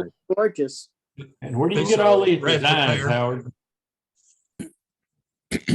I guess so, boy. They look good. You come up with some good ones. I guess, I don't know, about halfway through, finished with it, I'm about ready to throw it away and say, this is not worth a flip. But anyway, That's pretty. Oh, it's beautiful. Doesn't look like Yeah, it's gonna hold a That's lot the best tool in your shop, man. That one between your ears. yeah, it's a struggle because once you get a bow turned and sanded real good, then you say, well, I'm going to start putting holes in it and start burning it. And that's kind of a big step to take, you know? Just, Yeah. Oh yeah. do I really want to do There that? is always more. There is always more wood. Yeah, you know, it grows on wood, I understand. I mean, it grows on tree. Yep. One or the other. I can't, let's see, which one, I'm not sure. But anyway. Very Our nice. trees grows on wood. Let's see. There you go. Well, That's all gorgeous. right. Thank you. All right, thank you. Well, I'm looking for our next victim and I'm not finding him here. Is that him? Cade? Hey, Where's Cade? There you He's are. all, Found he's you. all, he's all lined up. Oops, my there I fault. am. Oh, you're okay. I was supposed to Okay, do go ahead. something when I looked up and I saw my face on the screen. So No worries. I can show a couple of things. Hope everyone's doing well. Last week at the after hours, well, last week I showed these at Martin's meeting, but after that meeting, I put finish on them, so I couldn't show them at this meeting. And it was brought up in the in the after hours meeting. So I figured I'd show them today. I had a couple commissions for different things. So one thing was some wine bottles. So these are turned out of pine. Thank you, guys. I turned a little color and then I colored it black to replicate the lid and the safety brake paper that's underneath. They're not hollowed all the way, but they're drilled down with a Forstner bit to about here. That way people can put dried flowers, dry grass, dried twigs in them. But this was an order I got from a lady who wanted something to commemorate her retirement. So she wants Pigeon Lake 2023 laser engraved on her wine bottle to commemorate her retirement year, as well as moving to her cottage and living on Pigeon Lake. So I made this one for her. And it is actual replica, same exact size of a wine bottle. I got one upstairs and I measured it and got it the exact same. So while I was at it, I figured I would try and get in the good books and make one for my wife to commemorate this year. I bought a trailer on Buckhorn Narrows. So on this one, I was going to laser engrave Bolger's Brew, Buckhorn Narrows, and then 2023 to commemorate the year, our first year at the trailer in the trailer park, and the year that I got the trailer. Well, I bought it at the end of last year's season. I did the color again. I drilled it out so we can put some dry flowers, twigs, or whatnot in there. And there's the bottom. I figured I'd use pine because it's fairly inexpensive. I can get a 4x4 post, 12 feet long for about 25 bucks. So I'm going to make a couple more. I'm also making a couple spears and bowls. I got an order for a ball and chain for a husband for his wedding day. He's going to walk down the aisle with a ball and chain on his ankle. So it's going to be, I'll show it soon, eventually. So I also made a cylinder because my laser engraver practiced a bit, but he wasn't happy with the laser engraving. He was practicing on glass bottles. So I said, yeah, sure. I got wood lying around. It grows on trees. I'll turn you a cylinder the exact same size as the cylinder of the wine bottle. So this will be his practice piece to practice both the laser engravings just to get them right. Probably 6 months ago or so, I showed a pattern I did for a fellow who's part of a group, a dog group. And he shipped this down to a friend in California whose dog passed away. Now, the original one I made a clam box out of walnut with bird's eye maple inlay, and it sat on a rectangular bird's eye maple dished out to hold this. And then down on the end of the rectangle on the bottom, it was laser engraved with the dog's name, a keepsake, a name like a native name, and a little saying to commemorate it. So this was also in laser engraved with a paw print, a dog paw print. So he had friends watching. This was another colleague or friend of the group. And he had friends watching his dogs. They went over to let the dog out to take a pee or whatever. And then all of a sudden the dogs darted out, ran across the field, ran across the highway, and they both died. So now he wanted a keepsake box for this friend, but this was a male dog. So he wanted it a little more masculine, where the one previously was more feminine. Here's here's the inside of the pieces, the clam box. Beautiful. And it's a keepsake box that he'll keep, like the collar, the dog tag, his favorite ball. It's thick enough to hold a tennis ball inside. So he can have his favorite ball, his colors, his keepsakes that the dog had, or if he wants, he can seal it with both of the dog's ashes. Now this way, he wanted something different, and he had some maple on his property that he took down that he wanted commemorated into the overall piece. He had some brown maple that he wanted to donate to the project, and he wanted that to have a live edge bowl. So this is the maple, the live edge bowl that was from his property that he wanted to be incorporated in the piece. I picked this up in February. I went up there in a snowstorm that day. I think we got like 2 or 3 feet. It was a blizzard. But the conversation, we talked about wood, and I said, yeah, no problem, I can do that. But unfortunately, due to it being wet and saturated and frozen and fresh cut before the winter fall, unfortunately, once I turn it, we're really going to be waiting for wood to dry or paint to dry. So we'll have some time of a turnaround before it's complete. He said, yeah, okay, no problem. So I turned this, I dried it very slowly so it wouldn't warp, twist, or crack. And this is what the overall keepsake urn sits within. Okay.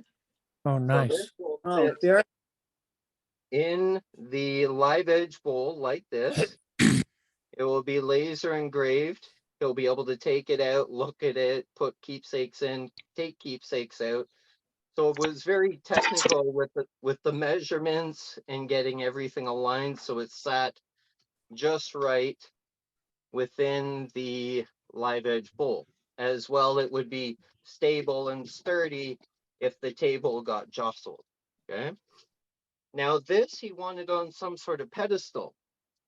So I made a pedestal, and because the cradle is maple, I wanted to use walnut to sort of match the box, right? Because I have bird's eye maple, I have walnut, I have maple, then I have walnut, and then the base is maple.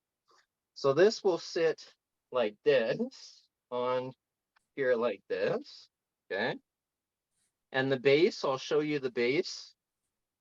This is the base, which is also maple, which is from his property. It just had to be milled into boards, dried, and then turned. So here's the base. Here's the side profile of the base. And I did a flare to flat. So when I laser engrave the dog's name here, it will laser engrave nicely without high sides, low sides, thicker Right. lines on the curve and whatnot, but it will also follow the curve of the base there. So I can put this all together and I can show you the overall piece. So this sits in there like this. This will sit on here like this.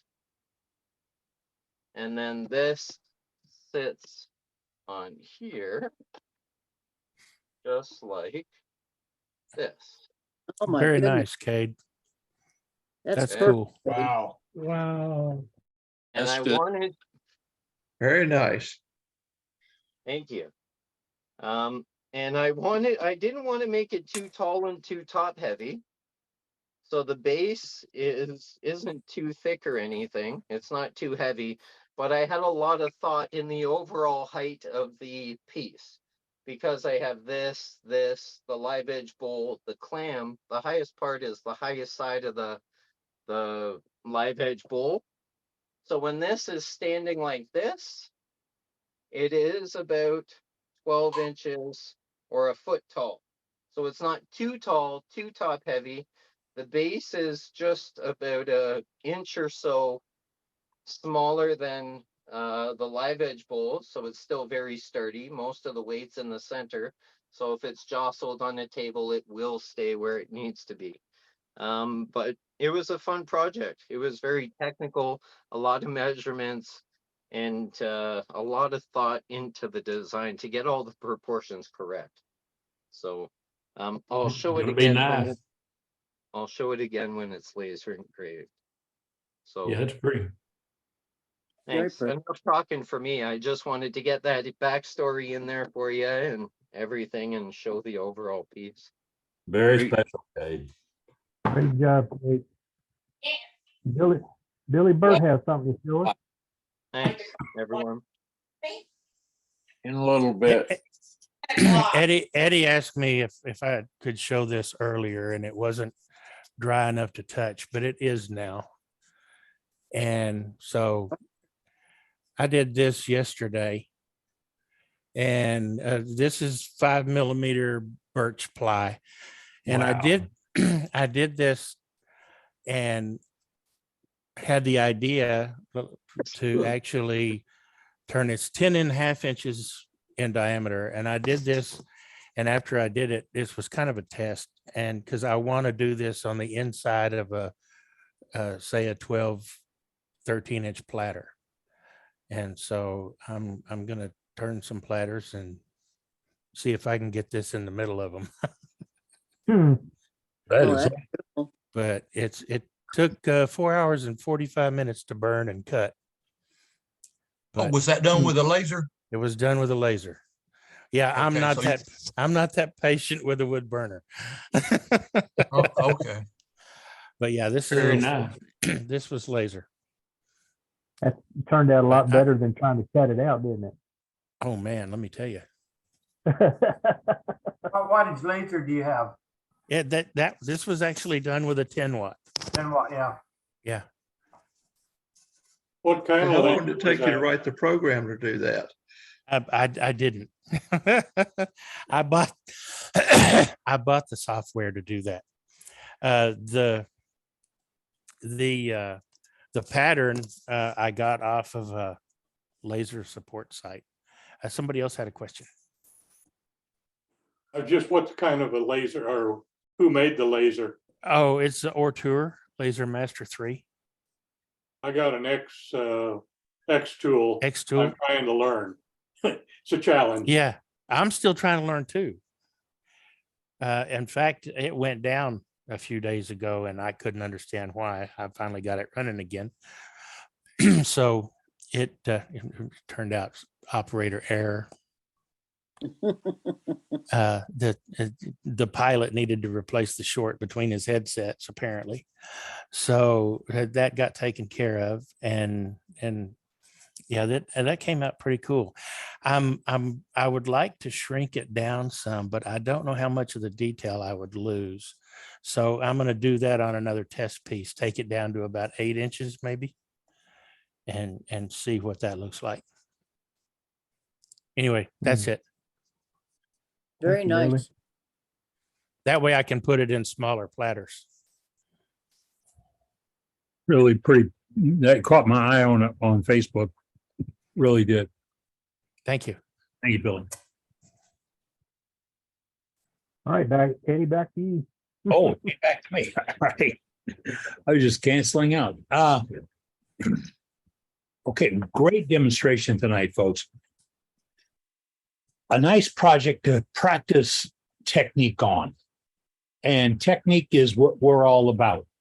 You've seen tonight people doing different things, turnings, different projects and how it makes out. And it's a lot of times it's what you take. And I have to be careful when I say this. Take a simple project like a simple bowl and then have the gusto to do what Howard did. Start drilling holes in it and carving it and burning it and coloring it and seeing what comes out. I mean, that's a bowl I just turned. Sometimes it takes a lot of right here to do that. But guess what? You won't know how good or bad it is until you do it. And it is wood, and we heard from other source it does grow on trees. Cade verified that for us tonight. So if you mess up, you just start over again. That's the fun. But every time you create something, you've created another piece of art. If you're not happy with it, you can burn it. I quit doing that to my pieces a long time ago. I just put them away. Before my shop got blown down, I had stuff everywhere. I ran out of flat spots a long time ago because every one was a learning curve. Every piece taught me something to do or not to do. Every opportunity I had to experiment with how thin to get a piece, how to cut a piece when I was doing green wood, as to at what point do I start drying it and when do I stop drying it? How do I gauge the thicknesses, etc.? Those are all learned by practice. Practice. There's not a book in the world that's going to help you get past this. Now you're in the presence of a club that will help you get past that. We bring these folks to you each week. We missed Jim Duxbury tonight. We have a couple other regular meeting members that weren't with us this evening. They're all in and out. We all do this on a volunteer basis. No one gets paid. We like to see you with us. We like to get your input. If you've got something you'd like to show on our gallery, on our website, all you have to do is send it to our webmaster. Our master webmaster, Dave Rose, has got the finest wood turning website in the world, hands down. Nobody can touch it. And we improve it each week by what you send us. And it's getting better every single minute. Tonight we had a great one on wood toxicity. I've already got emails and texts tonight about wood identification. See, I'm coming to you because that's where you'd come to me. You'd come ask me, hey, how can I identify this? So I'm going to ask you, hey, how can I identify this? So in the future, we're going to continue with these projects. It'll be part of it. It's right here every Wednesday evening. We press the start button around 5:30 p.m. Central Time. I am forced to turn it off at 9:00 p.m. Central Time. We turn off the recorders, and then it's kind of a free-for-all type thing. It's called the after hours meeting. And I listen in. I have a couple of different monitors, and I'll listen in to see what comes on. And boy, do we do so. We some of the things you would turns come up though, just amazing. Scary, but amazing. Until next week, I wish all you are very well. Hope you take care. Be good. If you're getting into the shop, above all else, be safe. And in the words of Donald from Australia, go to the chat and save the chat. If you don't save the chat, it will be saved on our website, the world's greatest website. You know that. And that's when you get the replays of this, excerpts of the demonstrations and all more. Until then, y'all be safe. Get out there and start making some shavings. Good night, everybody. Take care. Good night. Good night, Good night, everybody. Good night. Good night, Mary Ellen. Night, everyone. Night, Eddie.